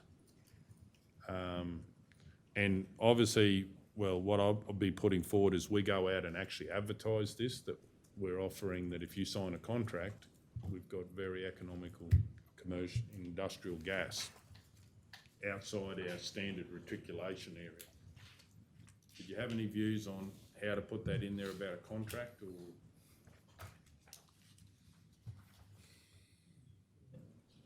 That probably is the best part for it, and the criteria is identified there, that 4.4, and it's, I just think whether we add it in as part of point D, council will not action the construction of the gas main extension until construction has commenced on the building, or contract entered into. Yeah, contract, because I think we'd need that assurity, because it could turn into a fair bit of money. Yeah. Righto, so I'm going to move on the basis that the council adopt the gas for industrial commercial development policy as presented, with the inclusion on 4.4D would be subject to signing a contract 12 months before gas supply. Would that be E, or are you going to add that to D? Or we can go E. Well, it just says here that we wouldn't construct until they've commenced on the building, but we need more time than that. It's a pretty big, like we've got a much bigger area that we're considering. That's why I just thought maybe on that D, Mr Mayor, just, you probably could keep it as part of D, council will not action the construction of the gas main extension until construction has commenced on the building. Actually, probably just go until, semicolon, 1, construction started in the building, or 2, contract being signed. Yeah. So maybe we don't need construction of the building, just sign a contract and then we know where we're going. You know, it's up to them what they do. So how about we go D? Council will,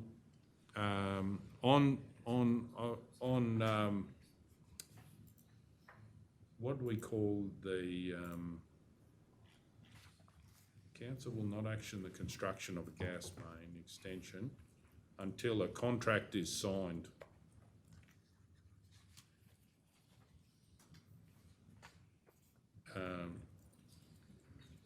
Until a contract is signed 12 months before supply is.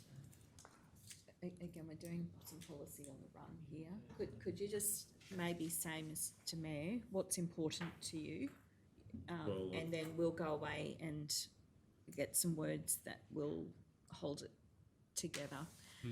Because the issue that we have is that if this is not right, then we'll need a repeal or amendment motion with 5 clear days to get it back to you, and it creates a whole lot of work.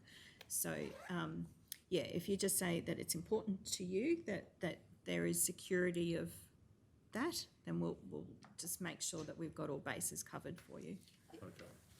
So basically, yeah, the bottom one is right. We need that wording. Until a contract is signed 12 months before supply is given or received, and we can put, instead of adopt, that the gas industrial policy come back with the intent of 4.4D added. Instead of adopt, can we put the draft? Yeah. Like if we could, is that like going forward, if we want to change something in a policy, Yeah. if we go that the draft policy comes back with this, with the with following these following inclusions. Intent. That's probably a really good word, Mr Mayor, because if we, and it's a little bit what Deputy Director Cameron said, is that if we know what you're trying to achieve, then we can help you get there without any unintended consequences. But we need to know the intent. Okay, so Like say, I want to get to Bassett Park, and you guys say, well, rightio, we'll give you these options. Yeah, exactly it, and the pros and cons of those options. And I think that's helpful, because a lot of times we probably sit there thinking, trying to articulate what you get to that end point when you guys have probably got in a better position. Yeah, and we can road test it with the staff as well, because we don't handle things personally ourselves on a day-to-day basis, but we know people who do. Yep. And we can go, well, is there anything that we've missed, and that we can get their ideas as well. So can we put that on top of there, Kel, please? I guess, yeah, just fleshing that out, but what we're trying to achieve, it's problem we have sometimes with the development approval, you'll issue an approval and everyone said they're going to do it and they've got 4 years currency period, and quite often during the boom we issued a lot of approvals but they never came to fruition. So I guess the first instance, that's why they had the building. If you started the building, you know it's going to happen. But picking up what the Mayor said, sometimes people don't want to wait until they've started building, they want the gas main done. So the problem is with how binding would the contract be. If someone says they're going to do it, we start doing the work, and all of a sudden they actually it doesn't go ahead for whatever reason, and we extended the gas main out and it doesn't happen. So maybe it is, Mr. Mayor, that we basically do it. One triggers if you've started the building work, or otherwise it's got to come back to council for approval. So if we put that on top there, the draft policy. Policy presented again at future meeting incorporating the following. Yeah, that's right, because that leaves the wording in there. Because council, as I said, using Roma Downs as the example, because that's the piece we've identified outside the footprint where we said we would consider it, but only if you're going to be a major consumer of gas. So if you had someone that was going to manufacture water tanks, plastics there, we'd actually, even though it's probably outside the footprint, if you're going to be a really big major gas user, we'd actually bring that back to council for us to actually do the work for free anyway. But if you're not going to be a big user but you just want gas, then that's when we make you pay for the extension. So I think your wording there's probably right, Mr. Mayor. Yeah, so I'm happy to move that. Just went on holidays.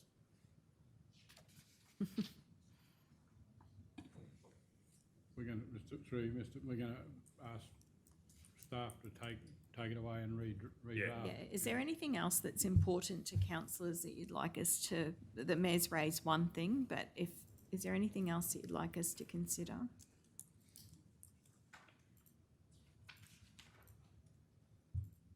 Is that going to come back up, Kel? Or? No, sorry, Kel, it's Screen. screens. Oh, is it gone again? That's what the Mayor is, it's gone to sleep. That's new. Oh. There we go. Yeah. Thank you.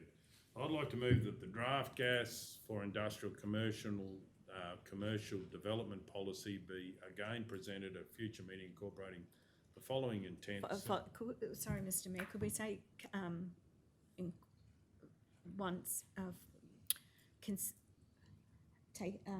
something about considering?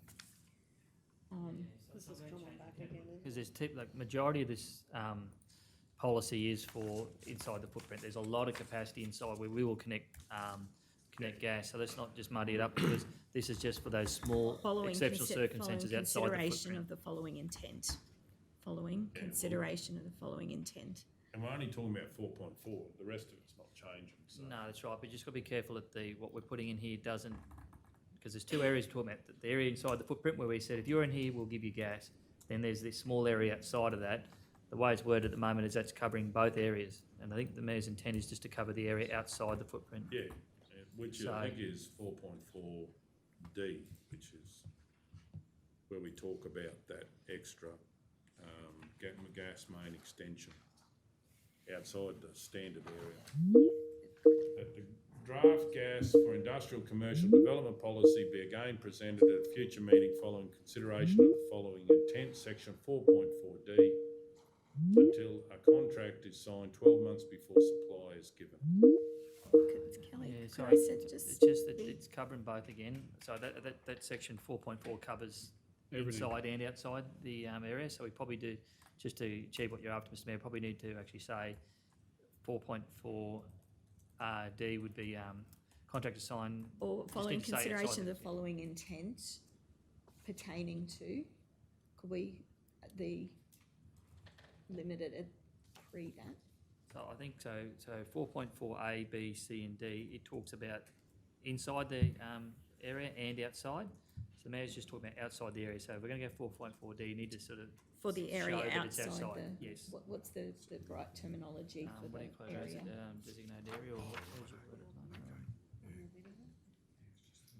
Read better on this thing.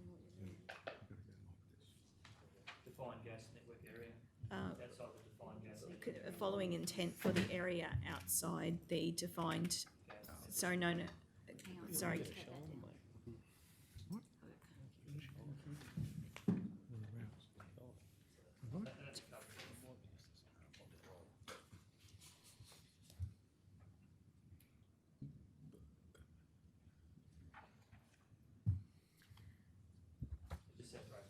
that's all. Yeah, that's good. Yeah, that really follows up after the word intent. Cal, consideration of the following intent for the area outside the defined gas network area. Defined gas network area. And then maybe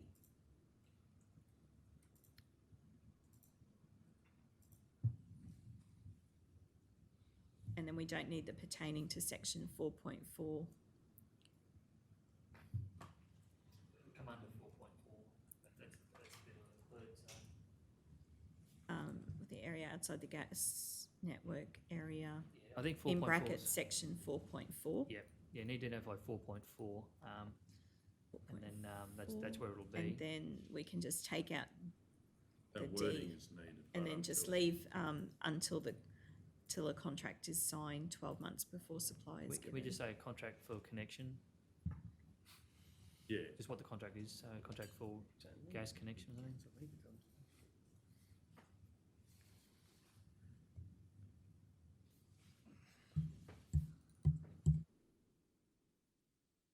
Because it could be quite a large amount of money that we'd be up for, and we want to know we got something, a return on it, and time to do it.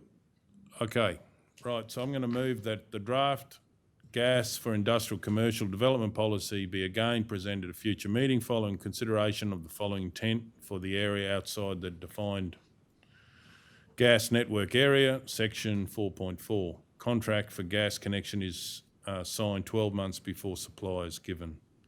Okay, do we have a seconder for that? Councillor Burkett, any opposition? Does anyone wish to speak to it? I will speak to it.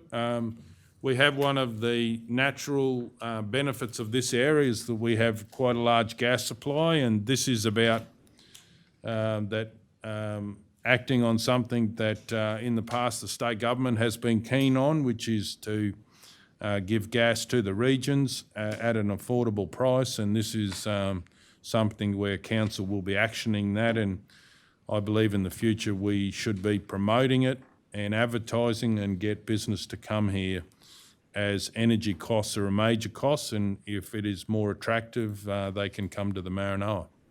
So on that note, we'll go to the vote. All those in favour? 9-0.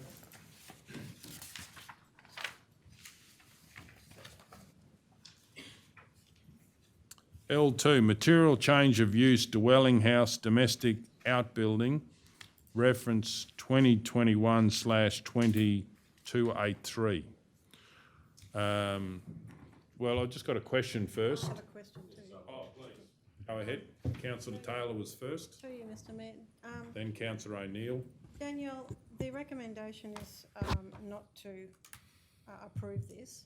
Do they get told that straight up? Like, when they apply, you let them know that, hey, this doesn't comply? And so is that why it comes to us, because they're asking you to bring it to council? Yeah. How does that work? Through you, Mr Mayor, we certainly do provide that advice to the applicants up front. In any case, if we think there's a possibility that their application isn't supported by the planning scheme, we let them know, and to give them the option whether or not they pursue the application. Normally, an application for a domestic shed would just be decided by the officers and we wouldn't present it to council. But in this case, because this particular shed is so much larger than what the planning scheme allows in this area, it's 3 times the size limit. So in this particular, like on a small rural lot, the planning scheme generally allows a 120 square metre shed. In this case, with the extension, it will be 360 square metres. So because the development isn't complying with the planning scheme, we're presenting it to council for you to consider. The officers are bound by the assessment criteria in the planning scheme. We can't consider anything outside of that in our assessment, so that's why we've... Danielle, like, whilst the scheme says 120 square metres there too, if we've actually had others, and council's gradually increased and approved others, if we've had one where it's been up to 240, well, then the officer's recommendation comes back, we'll say, well, look, well, the scheme says 120, you have approved up to 240, so we use whatever the previous biggest was. We do normally point that out to council, so look, we have approved up to this, and I'm happy to support that. But once it gets beyond something that the council's already previously approved, we always sort of bring it back and say, well, look, no, this is now the line in the sand, this is now the line in the sand, but this is beyond that again, so that it'll be a matter for council then. So, if they do the extension, are they does it comply with being far enough off the fence?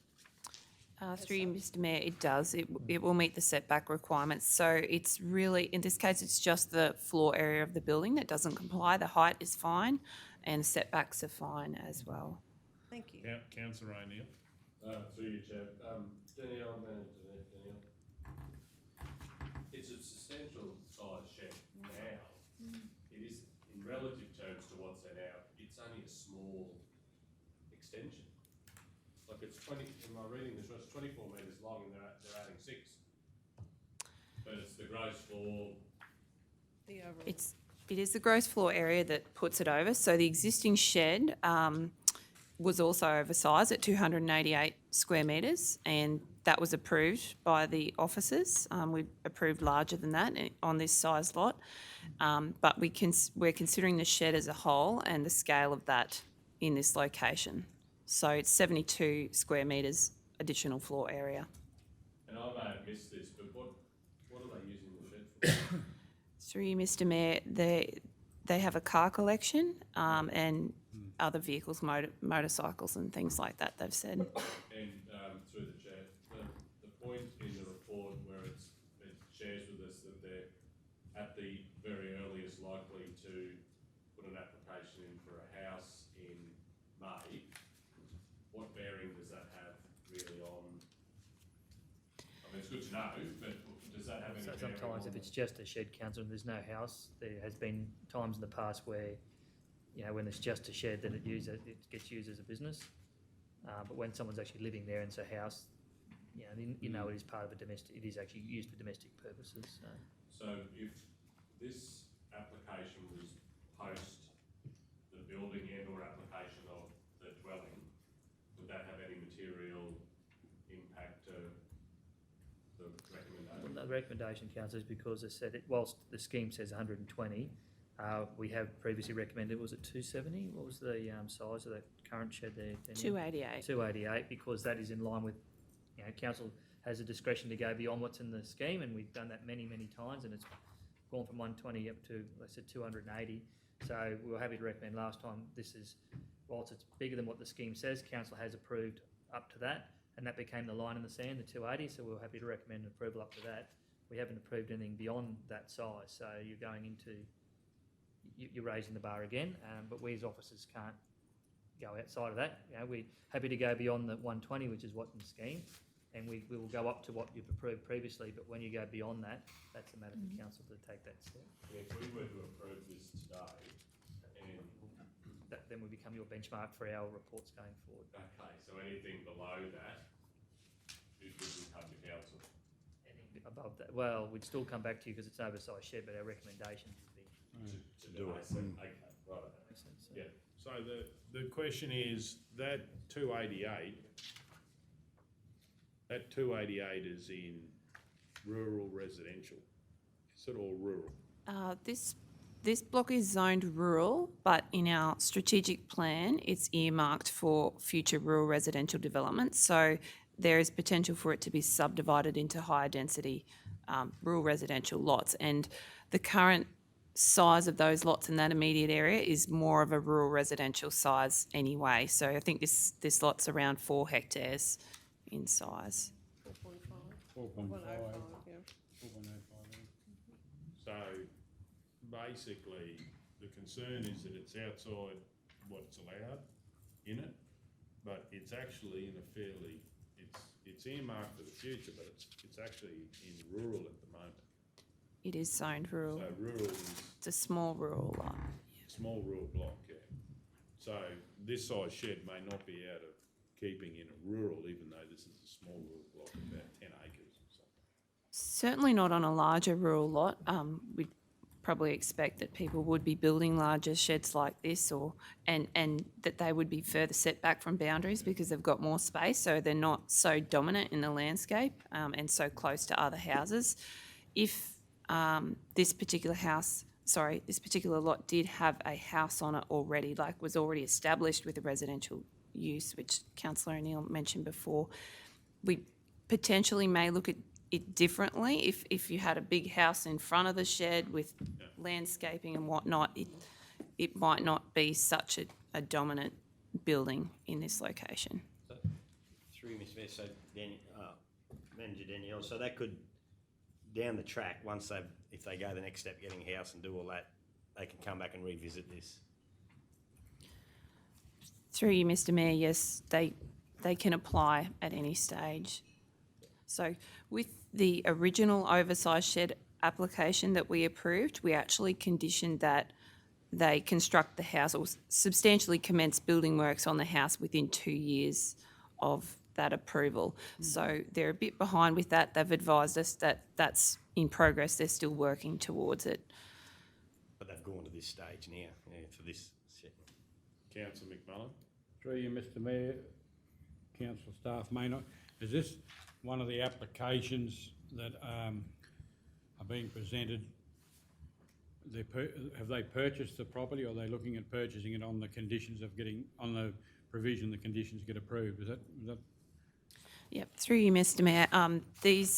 The current owners built the original shed with the intention to then build a house and extend the shed as well. So they've owned it from a vacant parcel of land. But the new people now, are they buying it on the condition that these be approved? You don't know. Sorry, no. The applicant is the landowner. So the people that own the property now are the people that want to extend the shed. Okay, sorry. Yep, they purchased it when it was vacant and... Okay, same people. Same people. Thank you. Yep. Councillor Taylor. Manager Danielle, so they had 2 years, after they built the first shed, they had 2 years to then build a house, but they haven't built the house. No. How long has it been since, was that the 2019 one?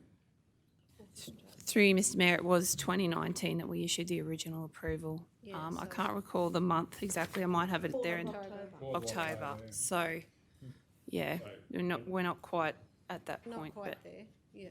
So, do we have the capacity to ask the applicants to come in and talk to council? Why would we need to do that? In the past. Yep, Mr. Mayor, yes. Would there be a reason we need to talk to them? Well, I would like to ask the applicants, would they like to come and address council about their plans?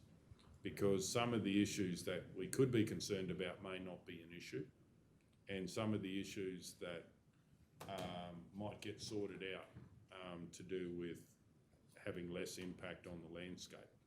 So I think it's always beneficial to come and talk to councillors, because you get all the detail, and then councillors will have to make their own decision.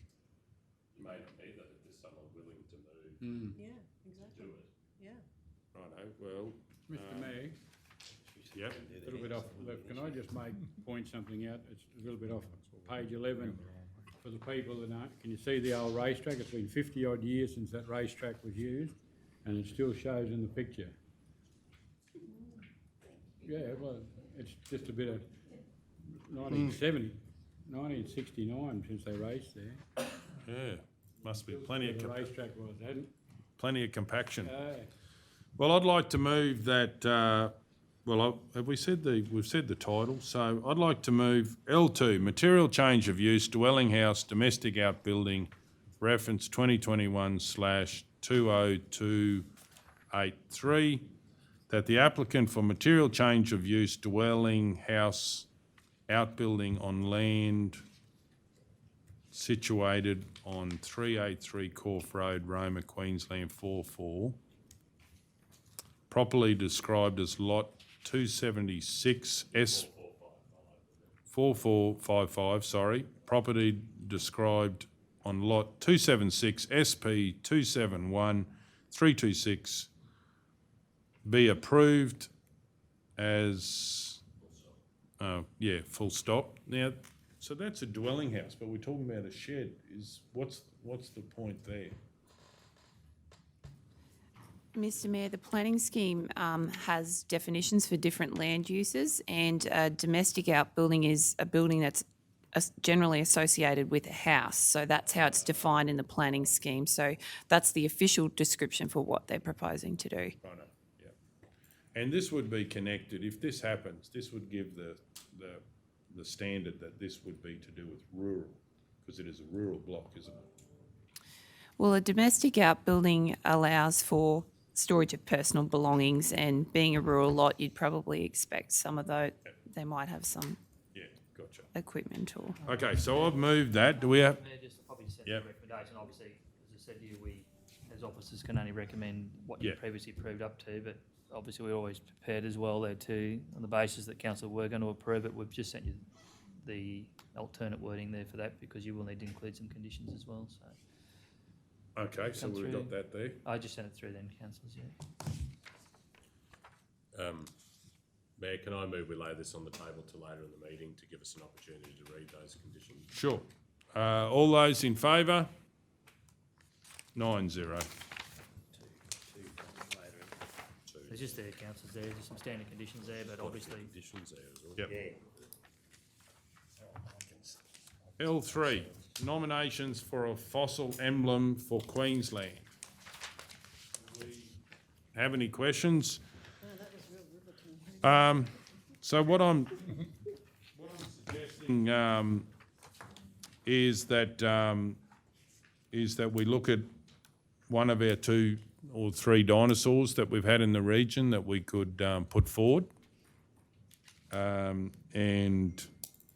really what I'm doing this is I've been asked to be on an advisory panel, and I just wanted to get councillors' thoughts. And obviously there's criteria in there, and it's got to be and the decision will be made for the whole of Queensland. But I did know that the dinosaurs obviously were also found in other areas as well. So we got the Minmi dinosaur as well as the other dinosaur.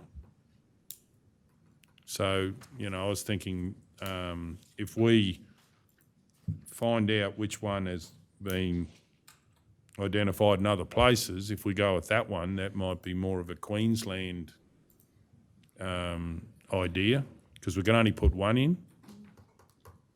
But, personally, I think the smaller dinosaur, the Minmi one, spiky dinosaur, is a pretty cool size. It's not too big. So I could see a bronze version or something in the future being done out there or something. Significant to Roma, is it?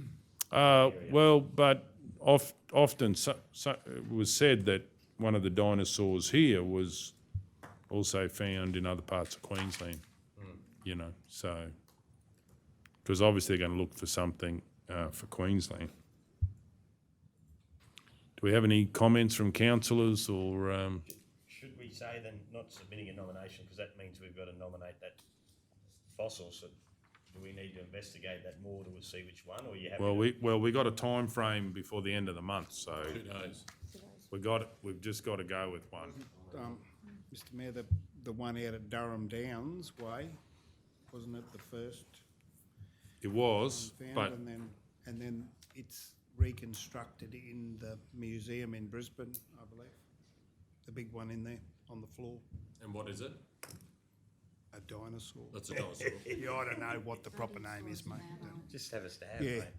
but it is, yeah. Just say Tyrannosaurus Rex. And I made some inquiries to try and get it back here, but apparently people have tried to get it back here before. Like it'd be a good start to have it out at, the big rig or whatever, but they won't let it go that far. the question is, if we look at which one is also found in other parts of Queensland, that could give us an opportunity in the future to have one, be on a trail where they know that we had one too. So, whereas So if you've got a unique one, that's a draw card in itself too. it is, but that means that you've got to compete with the rest of Queensland. This is one emblem for Queensland, you gotta compete for the whole of Queensland to get your dinosaur up. So if we can get one that's been found somewhere else, one of these have been found somewhere else, then we could put that one into the mix. Yeah. If you know what I mean. What was the name of the one you're looking at, Mr. Moore? Well, one is, I don't know the correct name, but if you look up Roma Queensland dinosaurs, apparently it comes up. Through you, Mr Mayor, one of them is the Rhodiosaurus brown eye, and Oh. the other one is the minmi that we're talking about, which is on the screen. It's very good. Oh, thanks, Kel, that's what I There was you just are. Googling. That's the minmi, and it's, the Rhodiosaurus brown eye. So naughty. So the Minmi is, I think, the coolest because it's a little bit, it's only a tonne. Yeah, sorry, Kel. Can everyone see that on the screen, the Minmi? It's about a tonne and Metres in length. 3 metres. Striking resemblance. They're being nasty to And I'll give you a picture of the other one. And it'll be the bigger one. It's a good man, it doesn't need to respond. And I'm only guessing, Meat eater, mate. this is the big fella, 7 metres.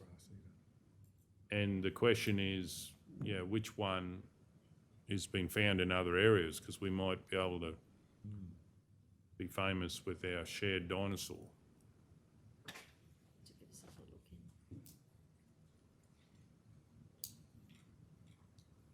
So how are we going to find that information, Mr Mayor? Well, if we moved, I'm happy to move a motion that we pick the one that it's been found at other areas for this Out of Queensland. those two. Out of those two.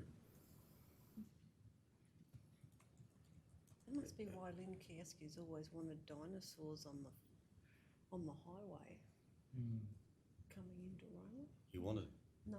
Not because no. of this. There has been Not dinosaur council. bones found in Surat.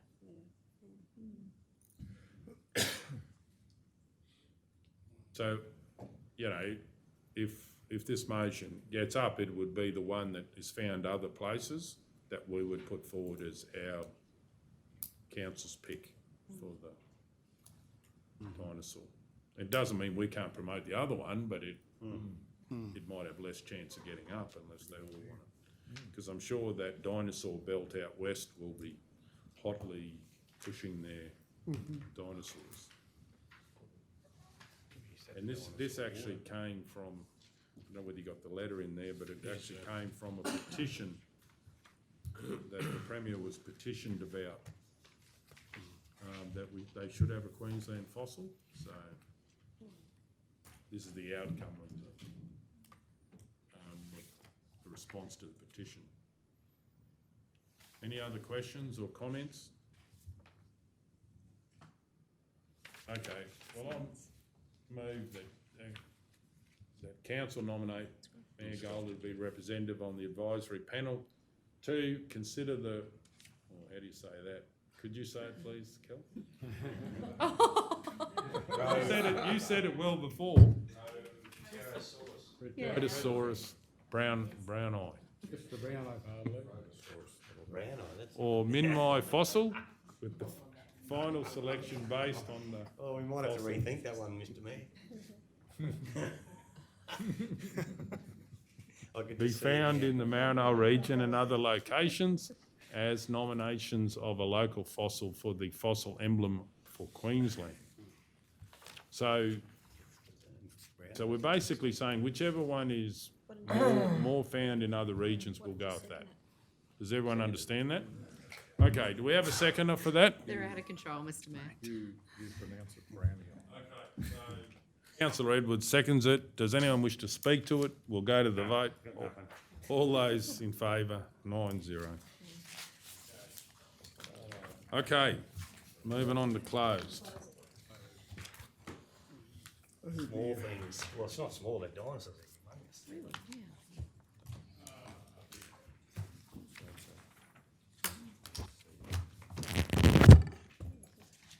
Been none found up at Mitchell or anything, was there? Dinosaur water, that was very famous. So you borrowed that. Big thing too. Okay. Do we have I would need to declare a conflict. Could you go to mine, please, before we go into closed? Any other conflicts? I've got one. Councillor Edwards? I don't think I've got one. I hard to say that. Do you want to do yours first, Councillor Edwards? It's coming. Oh, no, Just give so me- that's the old one up there. I just saw one up there, but it's the old one. Okay, so I'll do mine first. Oh,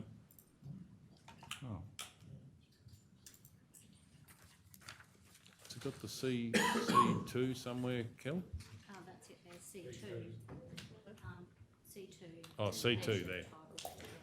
Okay. I'd like to declare, Sorry, Danielle. I'd like to declare a perceived conflict of interest on C2, application to permanently close a section of road adjoining lot 31 on SP 178386. I myself, Tyson Gold, is the declaring councillor. Person with the interest is myself. This road is near a rural property that I own, and there will be no potential gain, profit or loss to me. The type of conflict, declarable conflict of interest. I do not wish to take part in the discussions or decision making, and I will leave the room. Decision making. And I will leave the room while the matter is discussed and voted on. Okay, do we have any others? Councillor Guthrie? I should be C3.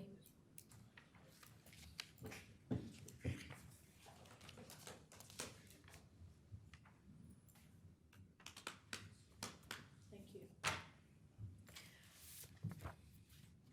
So mine is C3, which is the concession application assessment 150111919.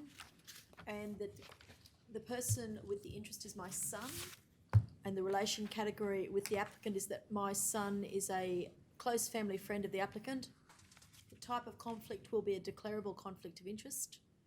And the action that I'd like to take is that I would like to participate in discussion as decision making, but my other fellow councillors will need to vote on that and any other conditions attached to me participating. And the name of your son, Councillor Nick Guthrie. Okay, any other conflicts? We have to deal with that. We need to deal with that one. Wish to- Good question. Yeah, please go ahead. Through the chair, this isn't specifically for Councillor Guthrie, but is that a no-go? Like, are we at that point where we're now throwing the net? No, so in this particular case, for Councillor Guthrie, are you happy to advise that, like, it's an extremely close... It's a close relationship. My like son, godfather. Yeah, my son is actually godfather to the applicant's son. Like, it is So one there's a- step removed, so, but it's something that Councillor Guthrie would like to declare because of the closeness of the situation.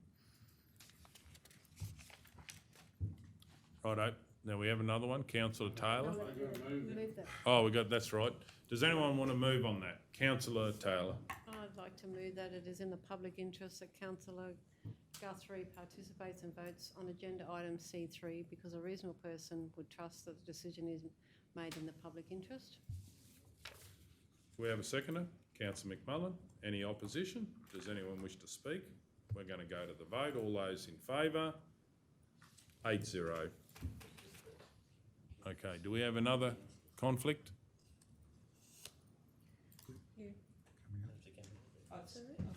Got it out for you, Councillor Edwards. And I've just sent you an email, Cal.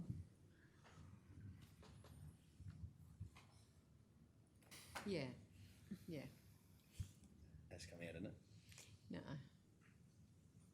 Kelly just said councillor.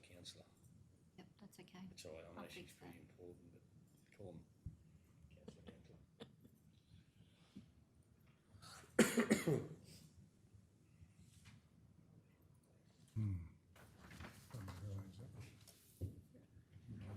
It's a good pick-up, Burko. That was very observant of you. Yeah, on fire today. Very astute.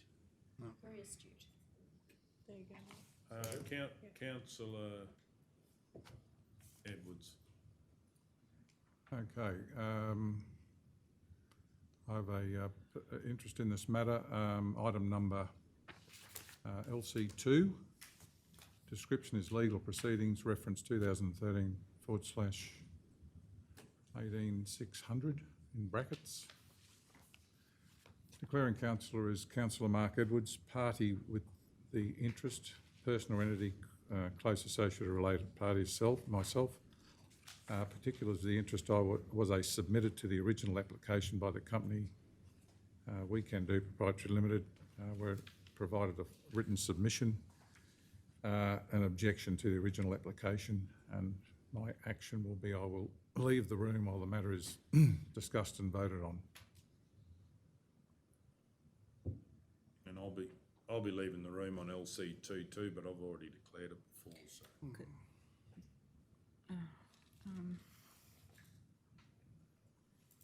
So I think the advice has been we don't have to once we've done it. Can we just Yeah, I know. do it, please, until I Excuse me. see? Righto. Can you go up to the top, Gary, please? Sorry.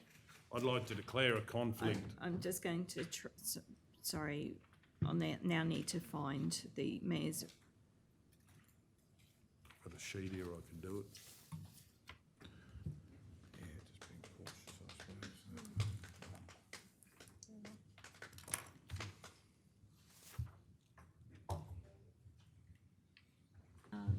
I think there was an error in your original declaration, Mr. Mayor.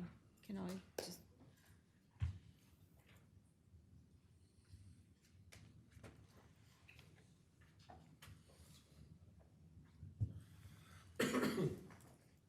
Need to worry about it.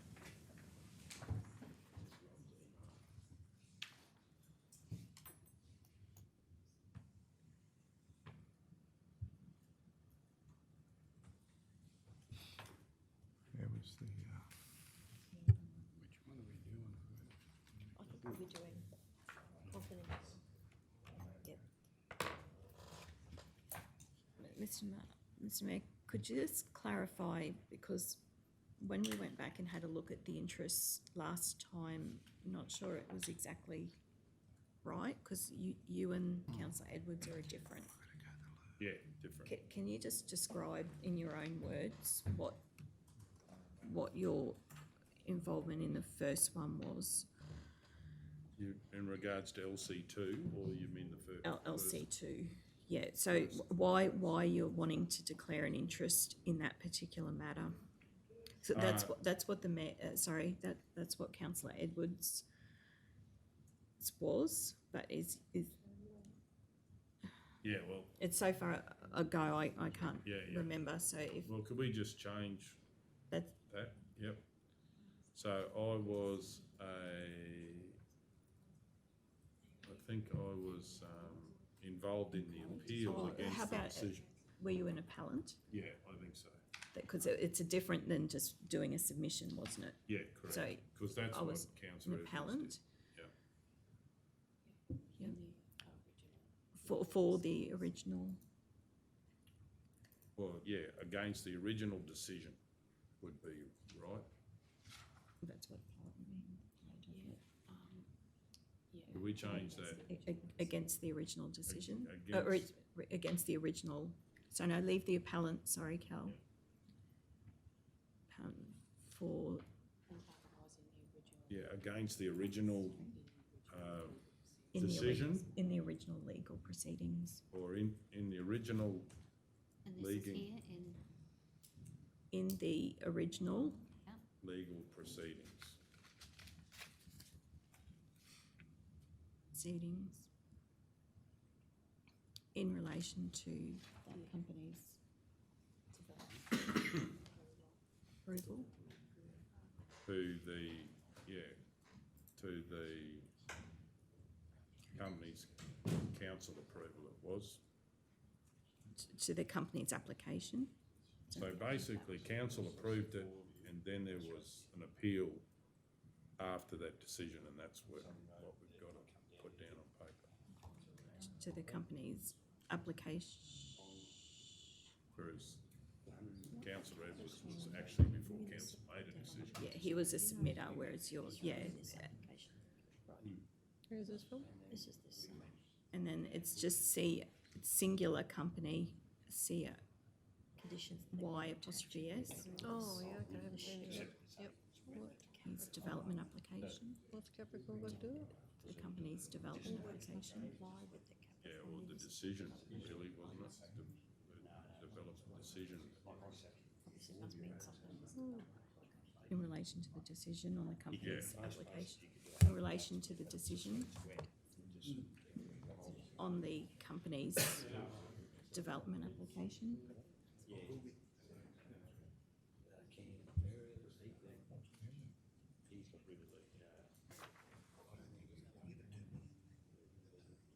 And then we'll come back this way as well.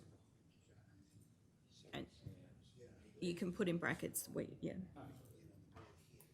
See, this is interesting. So even if you're putting a shed in, And then there's two ons, property, which is this one is, air conditioners and it's just singular companies, Y apostrophe to S. screen the air conditioning units. It's a bit over the top, isn't it, for a rural property? And then we don't need. I mean, the screen does interest in where the water goes in the top? I would think. So in your own words, Mr Mayor, does It's that all in the visual. accurately It's all represent? about visual uses. And lighting, et cetera. Yeah, 398. Matter is discussed and voted on. Yep, that's good. Happy to go ahead with that. Okay, I'd like to declare a conflict on LC2, legal proceedings reference 2013/18600.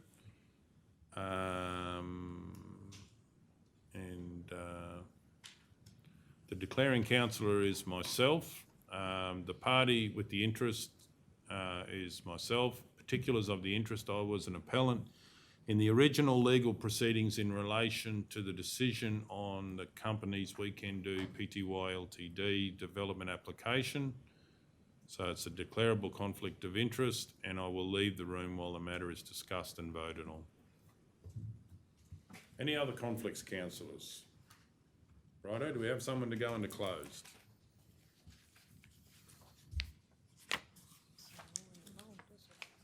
Were you moving, councillor Hancock, or? Bye. I was just saying goodbye, but I'm happy to move, Mr Mayor.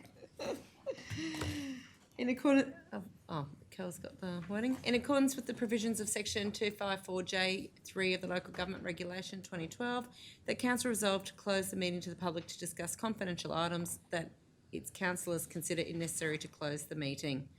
In accordance with section 254J5 of the Local Government Regulation 2012, the following table provides the matters to be discussed and an overview of what is to be discussed while the meeting is closed.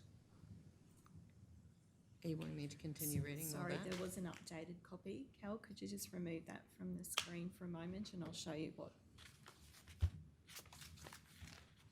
Thanks.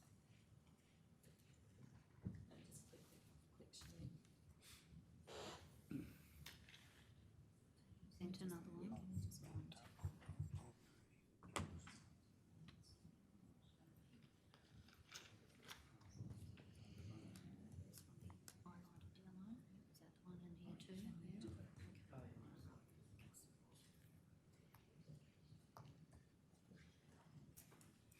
CEO, because it's in open, and the table is in open. Yes. I shouldn't have to read the table, it's just as follows. Correct, but Yeah. I'm happy for it to show on the screen and councillors to be comfortable. We are trying to get into the habit of sending it to you ahead of the meeting so that if you have any concerns, you have the ability to raise. We had some technical issues last night, but yeah, so please, if there's something you're worried about going forward, please let us know. But if you're happy with what's showing on the screen for the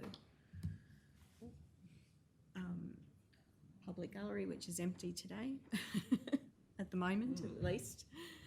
Okay, so everyone understand what items we're going to close for? Okay, and, So I'll second it.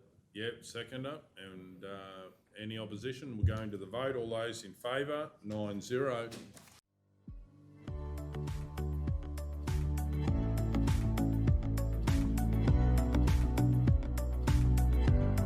Okay, so I've moved a motion, and that explains why we normally don't do this, but I think it's crucial that we give them the understanding that we will be budgeting it.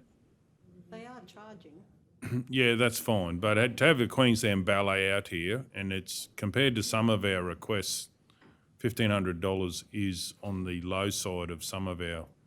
Can I just ask, is there going to be an agreement that comes with the... Have you had a chance to see the letter? Yeah.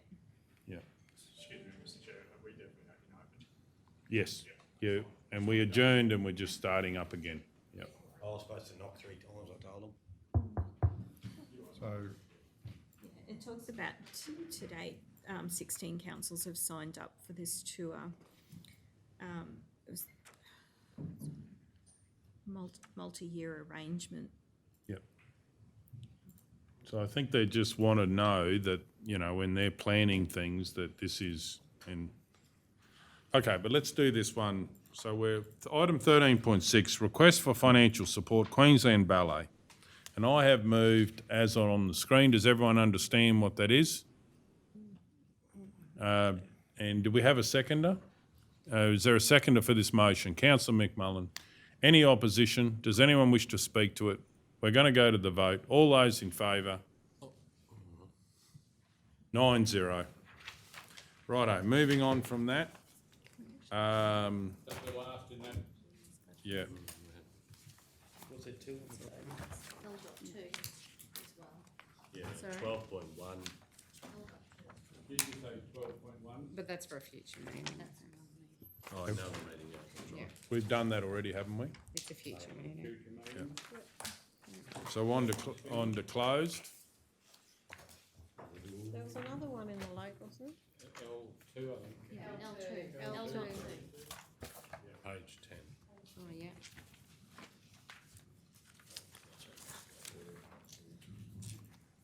Did we have wording if we wanted to do this one? Yes. Yeah. There it is. Oh, yeah, righto. Okay, we're on L2, material change of use, dwelling house, domestic outbuilding, reference 2021/2283. So that's right, I did move that. But you didn't actually move that wording. You asked for the wording to come back. with Yes, those that's right. And conditions. do we get some wording back? Is that, or is It's that? in the yellow. Okay, so I'll read that.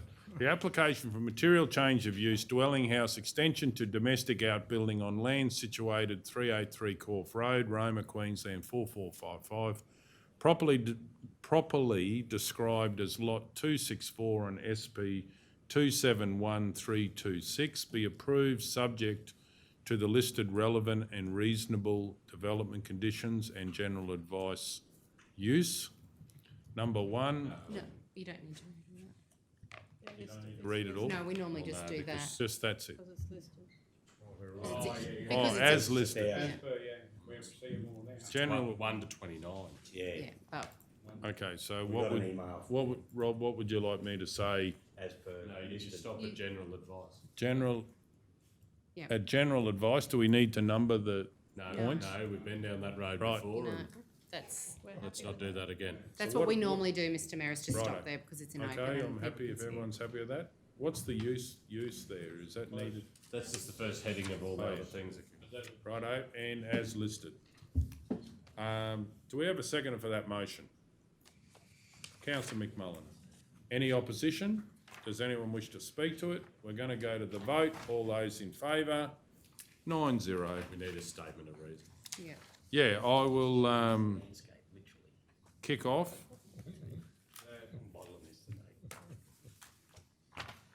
That I believe this will be in keeping with the area in the future. We did just say anything about it being rural still at the moment. to say whatever councillors would like. So what would you like to say, councillor Burkett? Oh, and it's just, because at the moment it's still classed as rural. It is, yep. If I can, just, Yep, sure. Just that you're saying that, I suppose Danielle was saying it's going to go from rural to possibly rural res, which is Hmm. probably, so maybe it is that obviously that any of the impacts could be mitigated through conditions.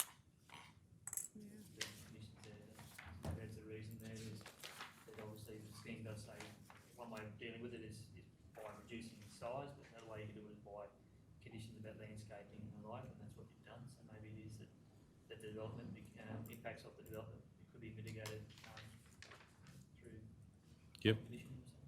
Righto, can we put that in?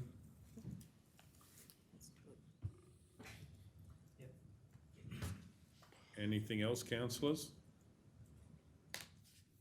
Righto, we'll keep going. C1, application for conversion of tenure lot 12 on 171822. Do we have a mover? Councillor Hancock. Council advised the Department of Resources that it offers no objection to the conversion over TL 0/236657, being lot 12 on 171822 to freehold tenure. Is We it have- a 1 or an I? It's an I. That's why I paused. I 71822. Do we have a seconder? Councillor Ladbrook, any opposition? Does anyone wish to speak? We're going to the vote. All those in favour? 9-0. I'll be removing my... You didn't do C2, did you? No. We haven't voted on it. No. Hang on a minute, Mr Mayor. I suppose, yeah, we can go out and come back again, we've got two. Yeah. We can do both. Righto, so I'll leave now and ask the Deputy Mayor if he can take over.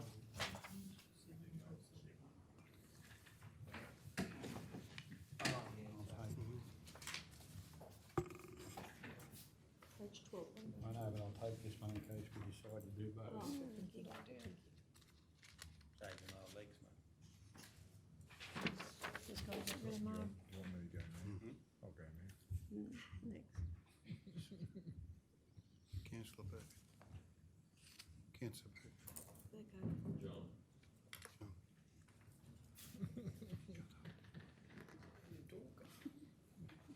Okay, the mayor's left the room. C2, application to permanently close a section of road adjoining lot 31 on SP 178386. Do I have a mover? No. I'll move.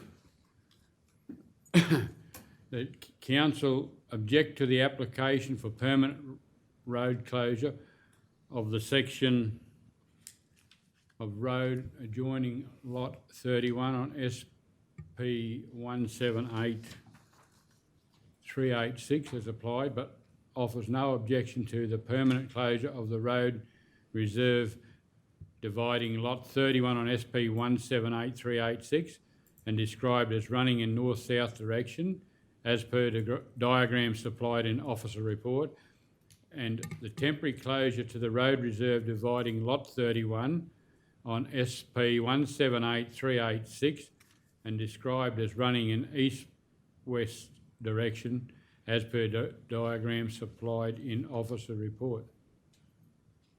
I think I got that right, have I? I think there was a slight, You said 2. Sorry? You said 2 instead of of. yeah, the temporary closure of the Of. road reserve instead. The temporary closure of the road reserve, dividing lot 31 on SP 178386. I think, yep. That's good. Oh. Do I have a seconder? Councillor Burkett. Any opposition to the motion? Anyone want to speak for or against the motion? I'll go to the vote. All those in favour? 8-0. Maybe will we go to the other one, or do we have to do that? It's out. Some of the feedback I've had from people that follow our minutes, and it ends up moved when they go to look for things. It's moved. Yeah. No, that's right. It's not in chronological order. Yeah, we're hoping we're helping with that now because we've got the agenda and where to find it, so that. I'll go out. No, we don't want to do that. We'll follow Okay. this. Get the mayor back, please.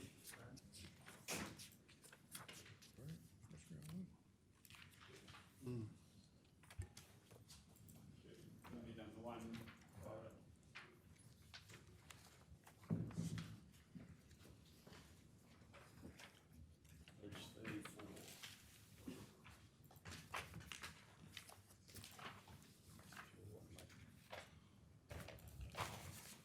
C4, is it?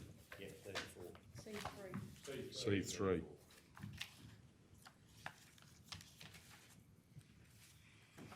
C3, concession application assessment number 150111919.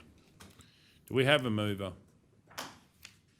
Councillor O'Neill. I'll move that Council 1 reimburse 50% of the increase in general rates due to the capping not being applicable in these particular circumstances for the 2020-21 financial year, and 2, review the rating methodology for the rating category rural below 80 hectares? Equal or greater. Equal or greater to 80 hectares as part of the 2021-22 budget deliberation. Can we go with equal to or greater then? Is that better? You happy with that? Is that what I said? Equal to or greater? Review the rating methodology for the rating category rural equal to or greater than 80 hectares as part of the 2021-22 budget deliberation. Okay, do we have a seconder? I think that was Councillor Taylor. Any opposition? Does anyone wish to speak? We're going to go to the vote. All those in favour? 9-0.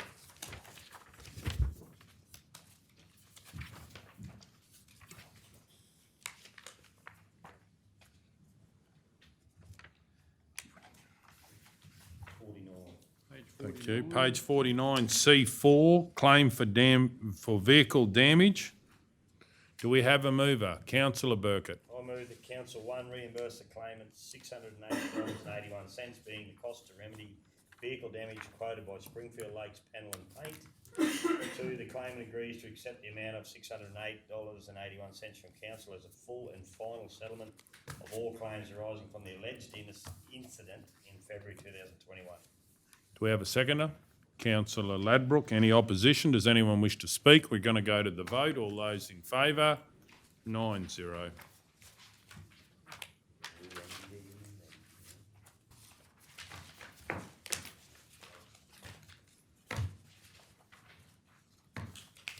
Moving on to the late closed. LC1, proposed conversion of lease lot 112 on WV 1190 and lot 10 on 171821. Do we have a mover?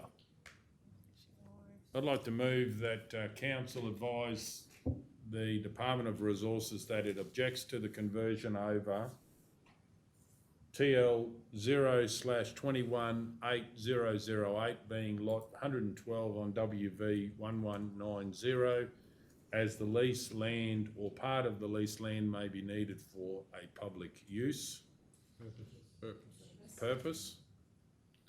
2, offer no objection to the conversion over SL 36/52683 being lot 10 on 171821 to freehold tenure. Do we have a seconder? Councillor Edwards. Any? Sorry, Cal, which did we have with that first point in 2? Was that off? What did the mayor say? It said offer. Offer? It probably needs to be offers, as it was, yeah. Offers? Yep. Is the seconder happy with offers for point 2 on the first word? Yeah, you just said it at different. Offers. The, Did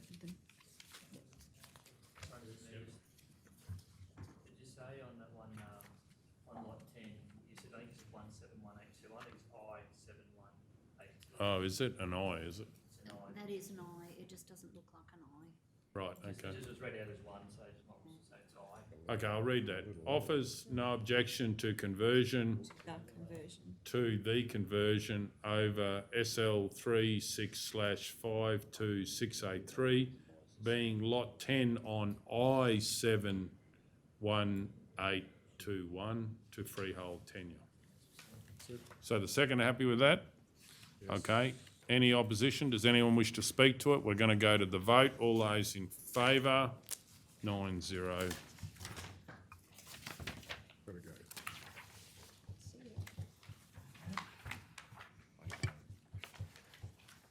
Page 16, Mr Mayor. Okay, I'll be out of the room for this one.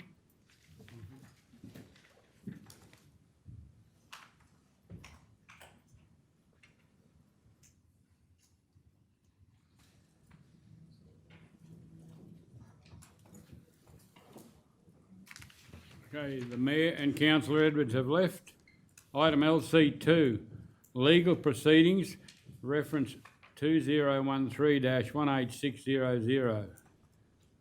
Do I have anyone to move? Councillor Hancock. I move that council receive and note the officer's report as presented. Seconder, Wendy. Councillor Taylor.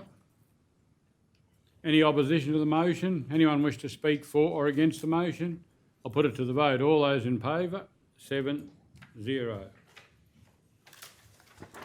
Thanks, Cameron.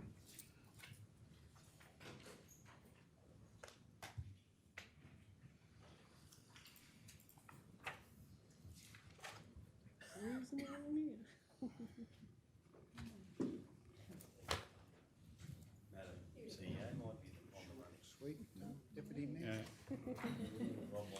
Get the small. I saw 3 go past. Yeah, we didn't have 4 yet, though.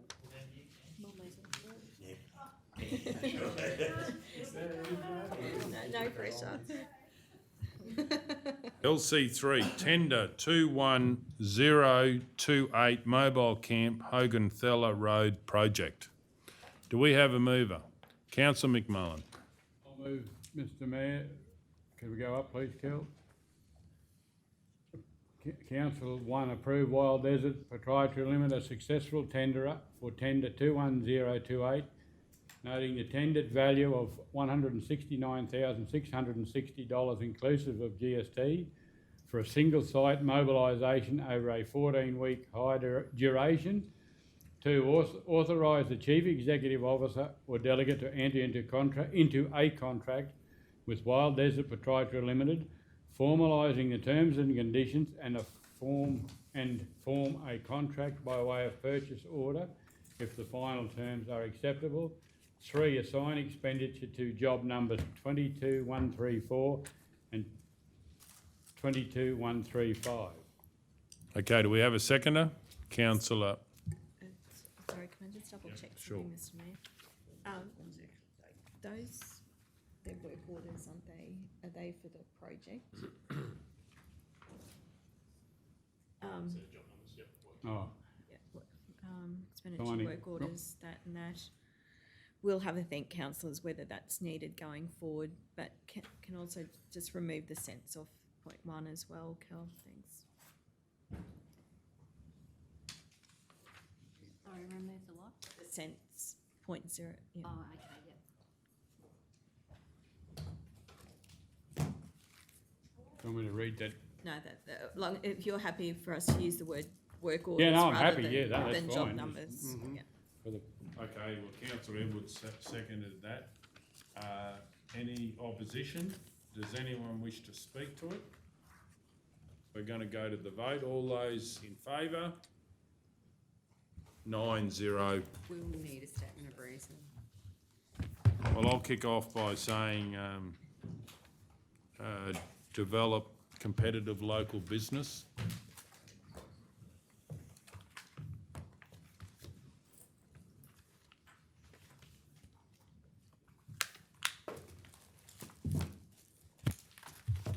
Councillors? I think that's very good. That's enough, Okay, any, did we, You know, he's got number 2. to do both of those? Okay, any further business, councillors? Well, was that good? L.2. Which one? in the, She's got the late. In the late? Julie. We've done it. Just need done to it. check. Yeah. I think you might be good. If you could show me. With Director Rob there. Nice one, Kel. Nice one. Okay, is there any further business, councillors? But I'd like to thank you for your attendance and I'll close the meeting at 3:22 PM.